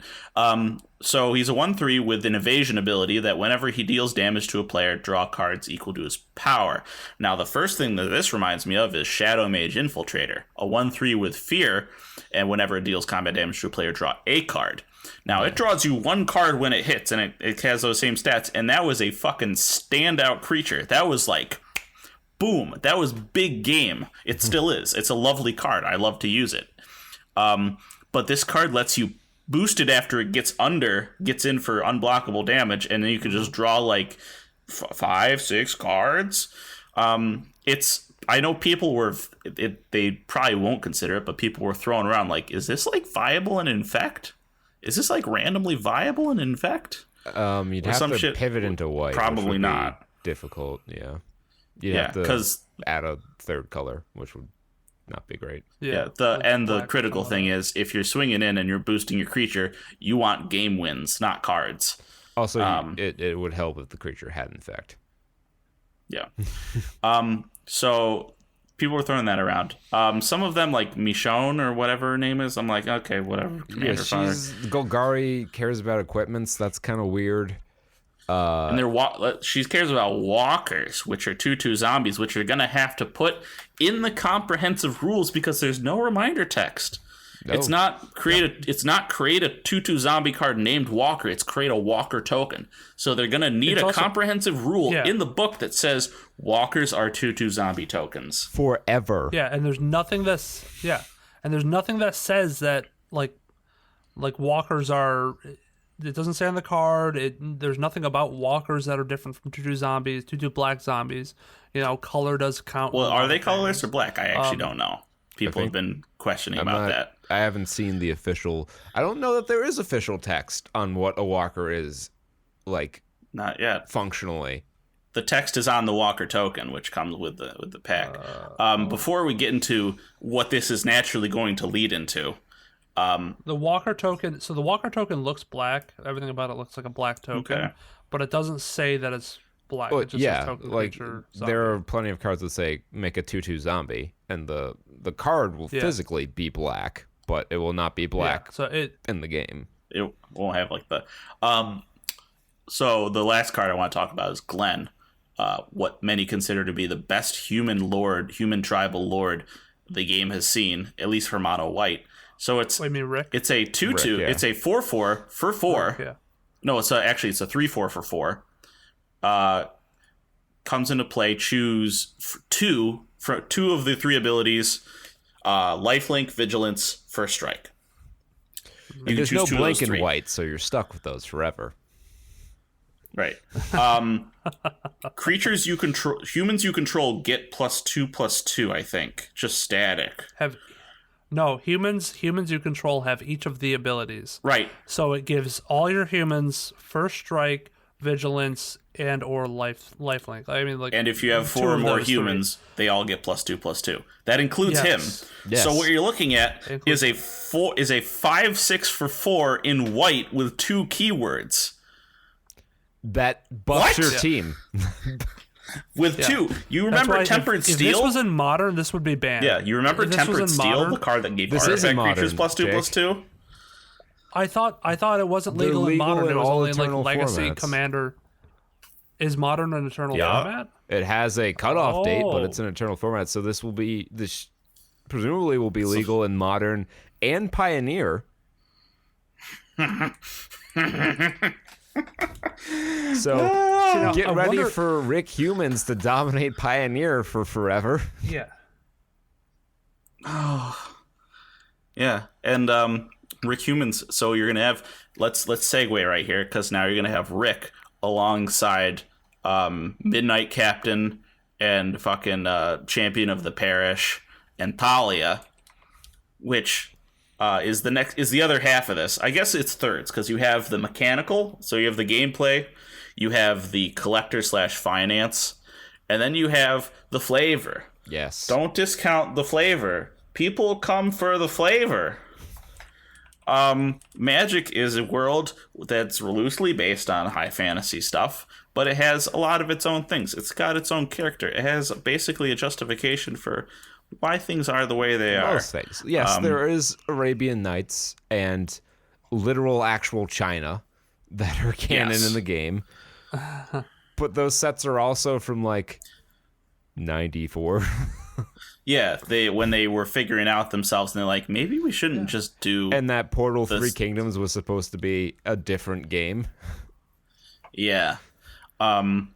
So there's a thing called the Rabia scale, which is how likely you are to return to a setting. Rabia being a 10, which means the most unlikely, because it's based on a actual historical property. This sets a precedent, or it should, that directly referencing real life properties and documents and properties, IPs, is not a thing that Magic does. They'll come real fucking close. They'll put Krakens in their fucking Greek themed set, even though Krakens are a Nordic thing. But release the Kraken from Fall of the Titans. They'll go within a dick hair, but they won't, and that's all you need. The difference between 1 and 0 is a lot, as we've said many times before, and they've gone to 0. And if you bring up, well, you know, the Godzilla cards, those are alternate arts of existing Magic cards. The only exception is Godzilla King of the Monsters, which doesn't have its Magic version in print yet. It does have a Magic name. Well, it has a Magic name, bizarre. but that card wasn't in the set for some reason. But it wasn't in the set. It was because that was the Godzilla box topper. Again, box toppers showing up again as like a mechanically unique card that does something completely Of course, different. Godzilla King of the Monsters, not a very good card. It's not the best. And presumably that is really the Magic version of that can be printed later, and it is the same card. Right, because it's not Godzilla, it's Zilortha, Strength different. Incarnate. Yes. So and it's not a situation where if they make a Magic version of Rick, where there's a unique card named Rick, and they can have 8 copies of Rick in their deck. Yeah, that's the other question.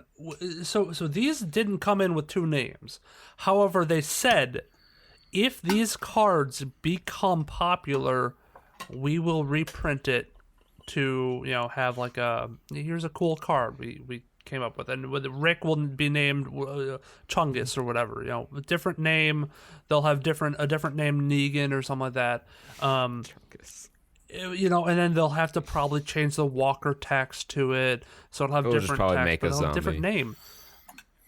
Yeah, just make zombies. And you're like, whatever. You might be thinking, well, what's the problem if they just print the Magic versions and then like ban the Walking Dead versions? Well, then you've just dicked over your consumers twice, because they bought directly from you these valuable chase cards that are now no longer that valuable because their playability is stricken from them, and now you're asking them to go buy more product to get the cards that they already had.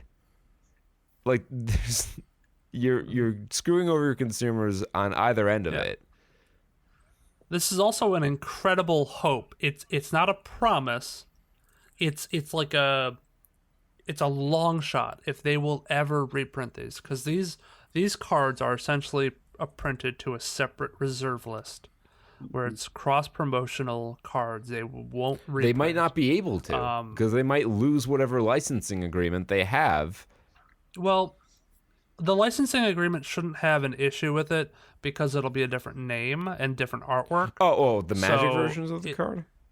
The Magic version. Well, yeah, that's fine. But like these specific cards will never be reprinted. Yeah. Oh yeah. No, they'll lose the IP. They're not going to pay them more money to regain the IP and reprint off, more art, yada yada yada. It's these cards are once in conceivably maybe like 5 years is whenever the closest time they'll ever come close to reprinting these. I don't think they'll ever reprint these, to be quite honest. Yeah. I don't think they'll ever I think there could be enough of a community uproar, especially if like a card like Rick sees a lot of play in a format like Modern or Pioneer, where Wizards, seeing the opportunity to make more money, will reprint them promptly in a premium product. Yeah, but like, what are the chances that they're gonna fucking ban these? They're cards? never gonna ban like, Rick. Like, you don't think they're gonna ban Rick? Because I think they would have. Overrun. We'll talk humans. about the rules committee. I think it's about that time. I want to make one more thing about what the end effect of this all is. Sort of sum it before we talk about the reception and how people have been responding to all of this. So what you do is essentially, as I've laid out, you have 3 different parts. You have MTG as a commodity, MTG as a game, and MTG as a lore, as a intellectual product. Now you're pulling the same. You only have a finite amount of magic, and you're pulling it in 3 directions. You have your super bases being pulled in 3 directions to reach out. So what this means is, when you ask someone about why they magic, why do you magic, they're going to have maybe 1 or 3 responses. I want to collect it, I like the story, and I like playing the game. Right? And that means if you only like one of those things, some of them might like 2 or 3. If you like all 3, then you're probably going to be a whale, and they're going to triple dip on you. If you like 2 or 1, that means that 33 or 66% of the things Magic is not for you. You're only being catered to 1/3 of the time. Now, if you think about, I think about like Yu-Gi-Oh. So let's take a second here. Talk about Yu-Gi-Oh and archetypes, right? When a set comes out and you have a deck, right? There are so many archetypes now that when a set comes out, chances are you're not going to get anything for your deck. So it's not important. Why would I pay attention to the latest release if it has no support for my archetype? I'm not going to buy those cards. Yeah. And the way they encourage sales is they will power creep in a better archetype and then ban the strongest cards from the previous best one so that you play the new deck. There are only a certain amount of Magic cards that can be output by the design team in a year. There is a physical upper limit on the amount of stuff that can flow, and there is an end date. There is a lifetime to the amount of mechanical space that can be fit into this game, which they have talked about. That's why they started reprinting mechanics like cycling and kicker, because they're like, if we keep doing new stuff, we're gonna just run out of ideas. Magic is very much intellectually finite, and they're trying to fucking spread further than they can reach. And they're gonna cannibalize themselves in tournament play. They're gonna cannibalize themselves with story. They're gonna cannibalize themselves with the secondary market, and they're just gonna eat themselves from the asshole out. And they're gonna erode the base from under them and collapse like the fucking Tower of Pisa. Yeah. That's what I see happening. Yeah. The dire prophecy is some people come over from HeroScape like Cable. They come back from the, I've seen the future. I'm from HeroScape. Well, they put Marvel in and destroyed the game. HeroScape is a good analogy, actually, because HeroScape was its own thing, and then they introduced Marvel, and then it became so divorced from what HeroScape was that it became a whole new game called HeroClix. So Magic, I think, is approaching its death spiral. Now, will there be a game very much similar to Magic in which Magic cards are possibly even playable, but is not Magic the Gathering? Probably, if they keep bringing in enough new players. I don't know how well they're doing in that regard, because especially with this product, I don't know. It's a tough sell to say, hey, you're a fan of The Walking Dead, right? Yeah, and we play Magic. You want to play with us? Oh, sure. What do I need to do? It's like, well, first you got to buy this secret layer. It's only available for 1 week, and it's 5 cards. And they're like, okay, how much is that? Oh, it's $50. Okay, that seems like a lot for 5 cards, and then I'm good to play. No. If you want to play Commander with us, yeah, we can probably put together a cheap deck around it for another $50. So I'd be $100 in. Yeah, but it's great. You'll love Commander. But what if I want to play Modern or Standard? Well, you can't play it in Standard. But if you wanted to play it in Modern, you could probably put together a decent deck for about $600. So you want me to pay $650 to get into this game? Yeah. Does that sound unreasonable? Like, I can't imagine they're going to bring in a lot of new players who will continue to spend money on the game with this product. But you don't need to use fetch lands. Yeah, why would we recruit fetch lands? You'll get people to spend money on your game once, but if you erode your player base, the people who will continue to spend money on your cards, then eventually all of the financial incentive for investors to buy your cards will dry up and you'll be making no money. I think it's going to build and build and build, and then it's going to be like Peter said, just a big snap thing, and it all collapses in on itself. And then maybe a new game rises from the ashes. But like, this wouldn't be the first time I left a game because I didn't agree with the direction it was going. I used to be a very competitive Yu-Gi-Oh player. Tournaments, competitive YCS, all that jazz. But I really didn't like pendulums and what it represented for the future of the game, so I quit. And I took up Magic.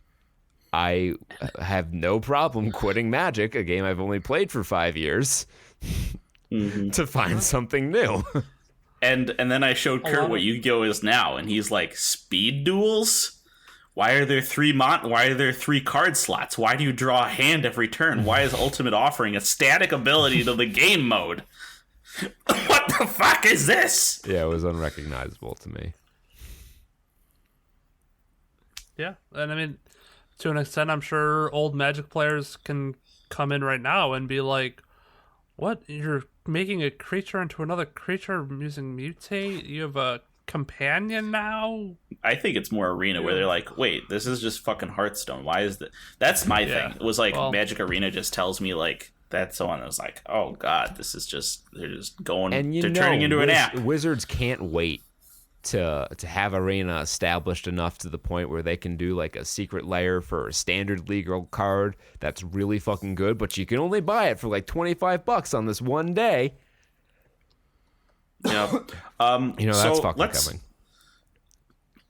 Now that we've all said we've proclaimed the doom of Magic, how has the rest of the world responded to this shit? Poorly. Really, really people everyone see, now it's weird that we're talking about this because everyone else in the fucking community who isn't like simping for Wizards is understands all this stuff too. We're preaching to the choir here for the most part.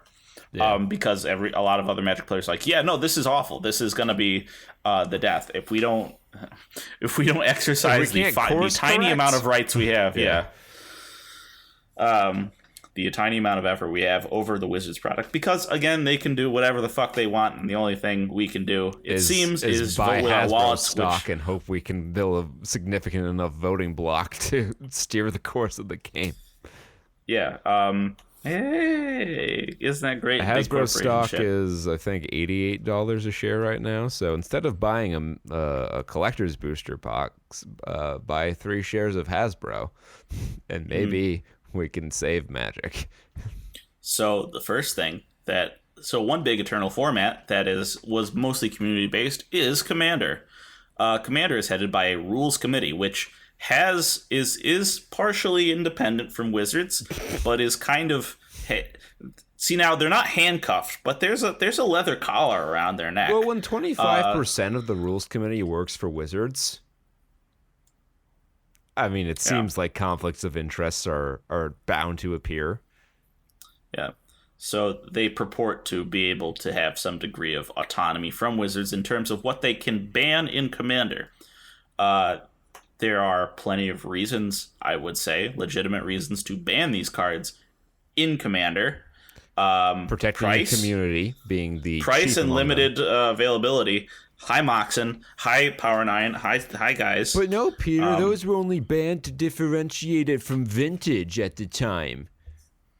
I've heard that argument a fair amount of times today. Bullshit.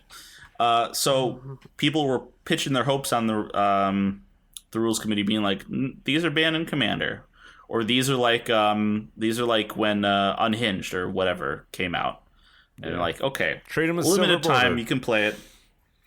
And I mean, Rule 1 exists. Rule 1 is talk with your fucking play group and Yeah, ban but you what can't rule 0 anything if you don't have a regular play group. That's why it's such a stupid thing. And the rules committee is just a bunch of fucking out-of-touch jerk-offs who only play with each other and ban cards that they don't like to play against and make cards legal that they want to play, all arbitrary. Like, there are so many instances of cards that are banned in Commander that have essentially functional reprints that are legal, or cards that are better that are legal. So they clearly don't really care about banning things for the health of the format. And if there was anyone bought into the sham they were independent of Wizards after they didn't ban Companion in Commander, instead just banned Lutri, even though Companion doesn't actually work in Commander and they had to create a new rule that allowed it to work, then you were stupid. And I didn't have high hopes that they would fucking ban these cards, but, you know. And they didn't. Yeah, I didn't think they were going to ban these cards. I just think, I didn't think the only thing that why they would ban it is availability and price, and I didn't think the cards were strong enough to make that big of an impact on Commander. However, I do think there's kind of a weird thing about it to... Well, it could have sent a powerful message because Commander is the most popular format in paper Magic. Sure. And this is also the year of Commander.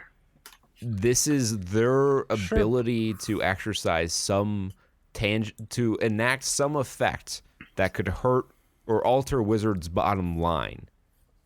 Are you talking about the CAG, or are you talking about the Rules Committee? The actual Rules Committee that are responsible for making the ban list. So the only reason why I think maybe that they wouldn't have done that is because they don't want to step on the toes of Wizards and maybe create bad blood between them. Well, that's what we're saying. So if by not doing anything because they're afraid Wizards is going to take over the format, Wizards has already taken over the format. Because they've shown that they will kowtow to Wizards so that they can remain privileged and receive a specialty product for free or early, and continue to manipulate the singles market with their control over the rules list and profit from that, which is, totally insider trading and should be illegal. Well, to play devil's advocate, I mean, if Wizards is trying to sell this product, and that's totally on them, they want to try to sell this product, whether it be to collectors or whether it be to players. If the Rules Committee were to go out and just say, we are banning this product in Commander, all the Walking Dead stuff that we are considering them silver bordered cards, we do not recognize their legality in Commander, therefore we are saying banned. I feel that would severely impact the sales of Wizards, which, yes, I would love to see that happen, but think about the clapback to them.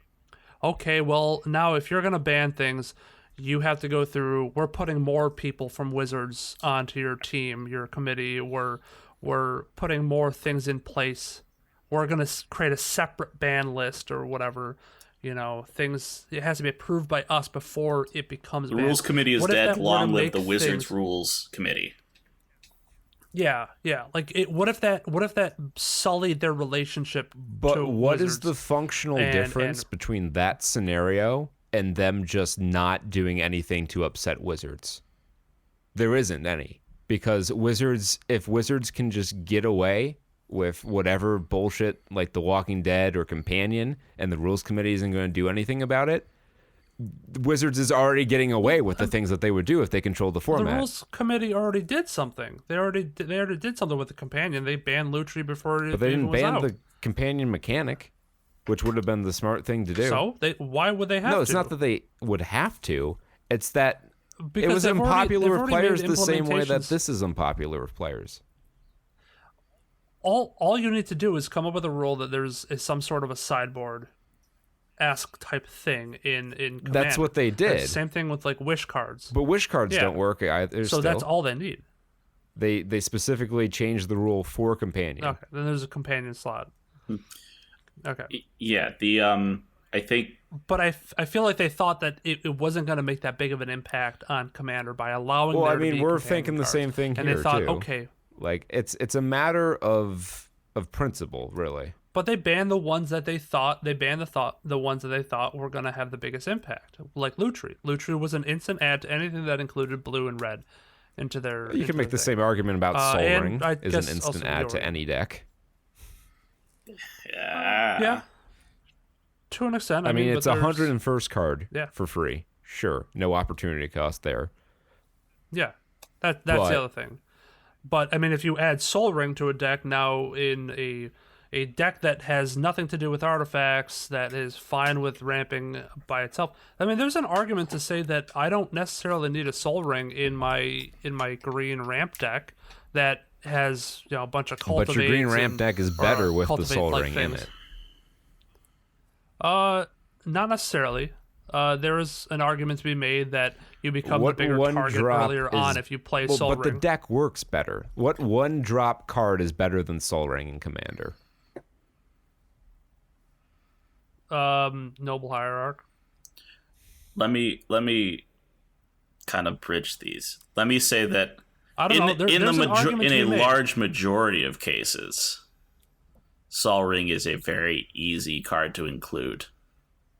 Yeah, I'm not. Okay. I'm not arguing that. I'm not arguing that. I mean, Lutri is different in that it's an extra card that you can play in your deck that includes blue and red. The only restrictions are that you have to have blue and red in your deck. That's the only And for thing. that, you get a bad dual caster mage that might not fit into your deck strategy anyway. That doesn't matter. It doesn't How matter does at it- all. How is? The fact that it exists is. But is the argument point, was there was is that no it reason doesn't matter not if it's a to play it. 1/1 Llanowar But if I elf. don't run instants and sorceries in my deck, it's a total dud. Just like your Sol Ring in your green ramp deck example. No, because you can flash it out. You can flash it out and attack for 3. Wait, time out.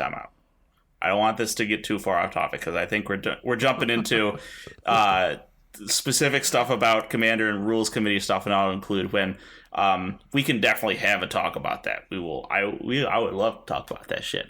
But I want to bring this back to Wizards. The topic of Wizards creating cards advertently or inadvertently to be strong or not balanced that is not being addressed by the Rules Committee. Right? That's not balance. I think is the key term here, because I don't think these cards were balanced. I mean, there's nothing, countering them, or there's nothing keeping them in check. There's nothing that they really work off of. Creating zombies. I mean, like, yeah. I mean, don't they're know. It's worse just- than Chulane and Corvold. Sure.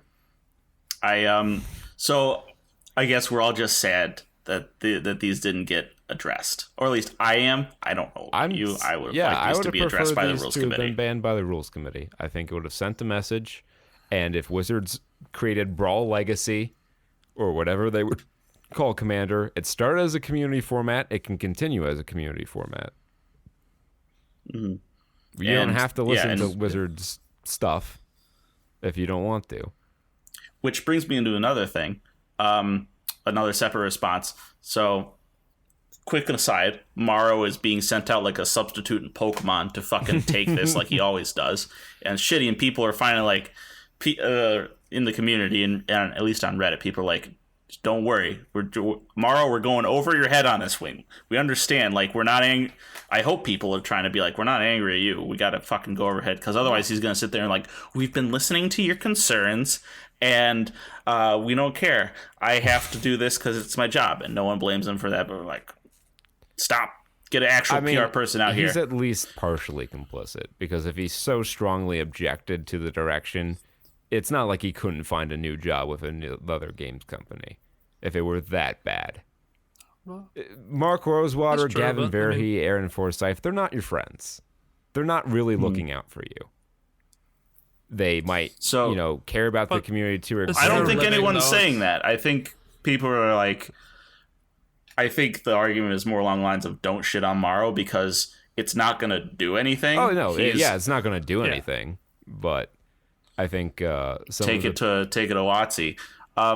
which brings me to maybe the one actual productive sort of idea that people have thrown out here, that doesn't involve trying to rail against a giant company, which is play Oathbreaker. Because Oathbreaker is a similar format, but is actually rules Oathbreaker. like community managed, and has not been fucking agglomerated by Wizards yet.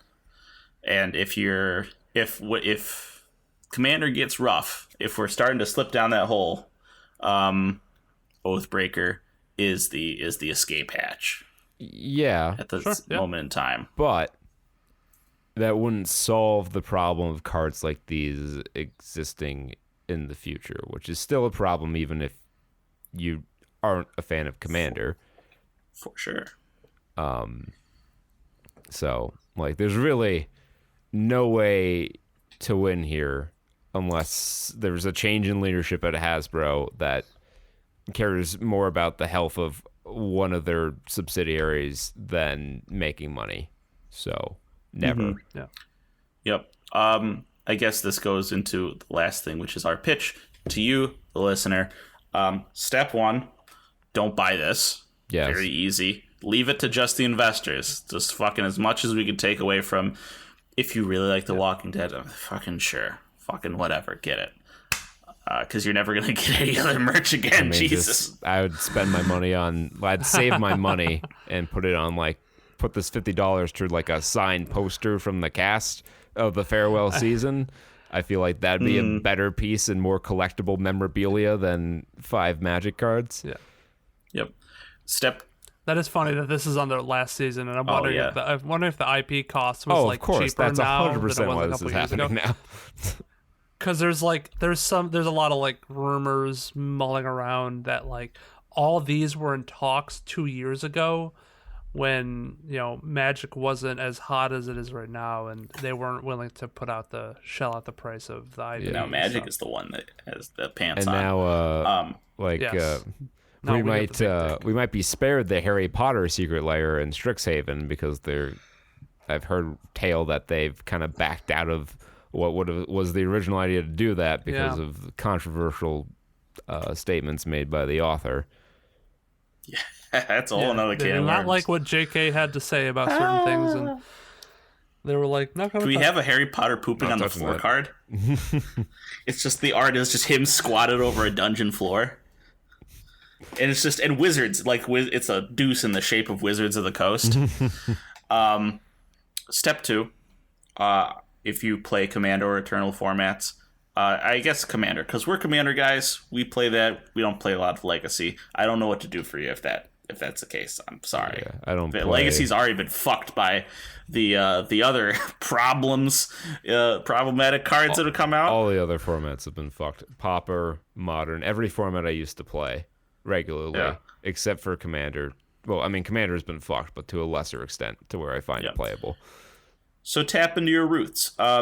Wizards has taken this year to ensure that Commander is a high power, look at all this value I can generate format, and tried to make other formats into it because it's become popular for that. The roots of Commander, and the reason I picked it up, was because you could just put shit together that you already have, that you don't have to buy new cards for, because you have a play group that can balance itself, and you don't need to play it. So tap into your Commander roots, tap into EDH roots, go back and build a cheap-ass fun deck from your collection that isn't fucking propped up by Wizards cardboard steroids. Right? Go all natty. Natty deck gains. All right? And play with your play group, and you can weather the storm. There's 20,000 unique pieces in Magic as of this point. If Magic fucking dunks tomorrow, there will be a long list of content you can make with the old cards without fucking running dry in Commander. I guarantee it. Yeah, but you can't just, don't buy this product, but like really think about buying anything from Wizards for a while, because we can kick and scream and whine and shout all we want, but if it doesn't budge their bottom line in a meaningful way, they don't care, and they won't care. Also, wait wait at least a year or the pandemic is over. Because if you think you're getting timely shipping on any of these products, Oh yeah, you're they're just gonna execute it. I want to talk about shipping Yeah. real quick because they have just sent out the last shipment of the Thero Stargazing, which I will say, good product. I like this Thero Stargazing. Quality product, very good cards, sought after cards with really Yeah, I cool like that artwork. too. I would have bought that. However, because I bought them, I have a couple right here, Farika, Nylea, and Perforos, and it took them almost half a year to get them shipped to us. It's probably going on probably eight or 9 months to ship them for the people just getting them now. I mean, this was a December, I believe it was December 2019 release of Secret Lair, and that was 5 Secret Lairs dropped at once.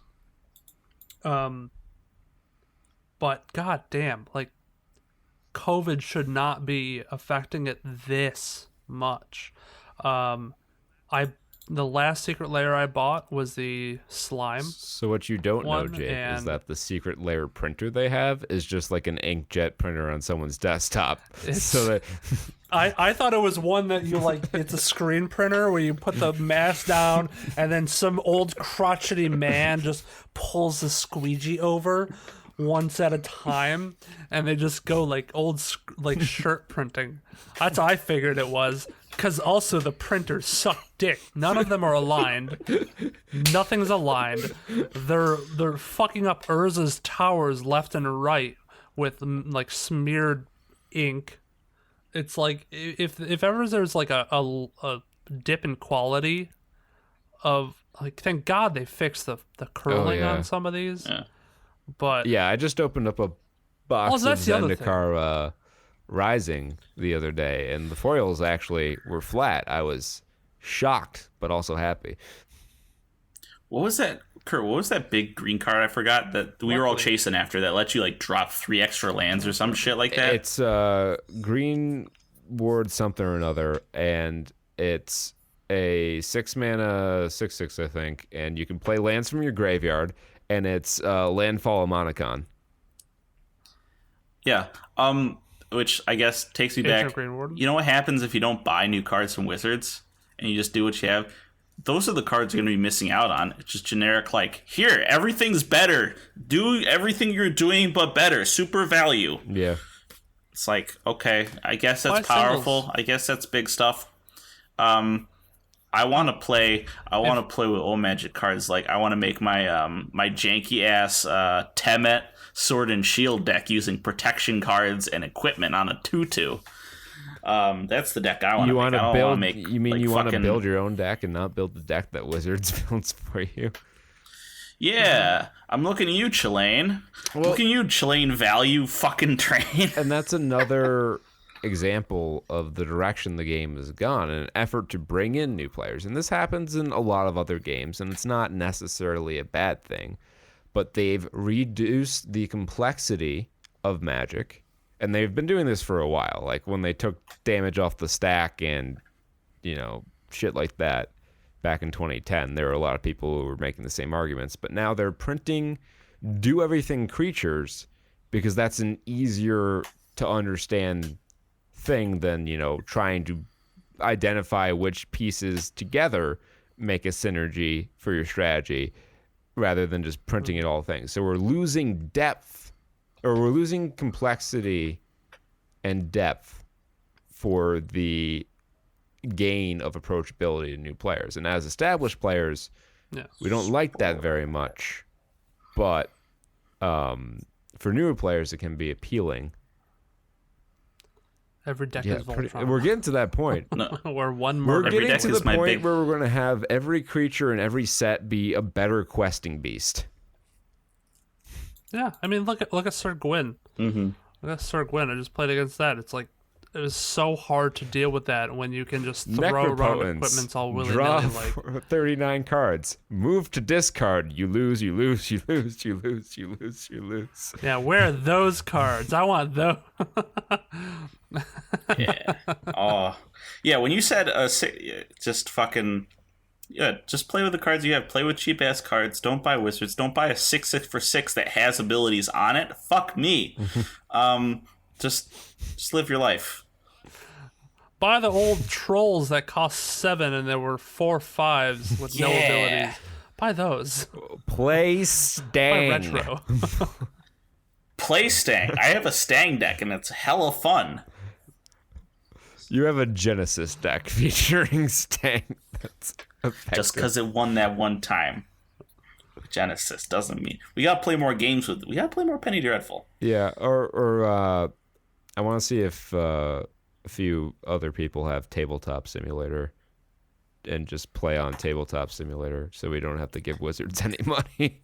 And can play Somehow. How it do gets we import back our to them. decks? We gotta talk about that. Yeah, too. we'll go for it. Maybe we'll make a video for the YouTube channel where Jake just explains to everyone how Magic on Tabletop Simulator works. Because he tried to explain it to me. I feel like Larry King. I didn't understand what was happening. These are my real start of the shoulders. ruination. What is this thing? Magic, it's the start What of the does ruination. flip table do? My Oh daughter my god! tried to explain it to me, but I still don't understand. Oh. Start of the ruination. Yeah. So that's our show. Long show. Lots. This was a therapy session. We got it all out. I feel a little bit better. Yeah, I needed that. I needed that. Yep. So thank you for coming to our TED Talk. We'll be back tonight at 8 p.m. Eastern Standard Time doing some streaming stuff. We don't know who all is available right now, so we don't have the game yet. But I was thinking maybe playing some For the King. Checking out some of those other expansions. Sure.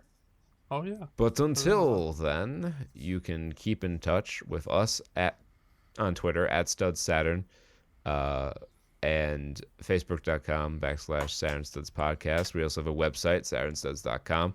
Easy to remember, easy to type in, has links to all the relevant goodies. We plugged our Discord server earlier, but the link to that is always in the description of these podcasts. While you're looking at the description of this podcast for the Discord link, you can leave us a rating or like or whatever your platform or supports, because those help tremendously. We had our biggest month ever in September, and really happy about that, and would like to keep it going and have October be just as good or better. And liking and sharing the show with friends will help us achieve that goal. Together we do more. G.I. Joe, Studs Corp. goodbye. I got nothing. I'm just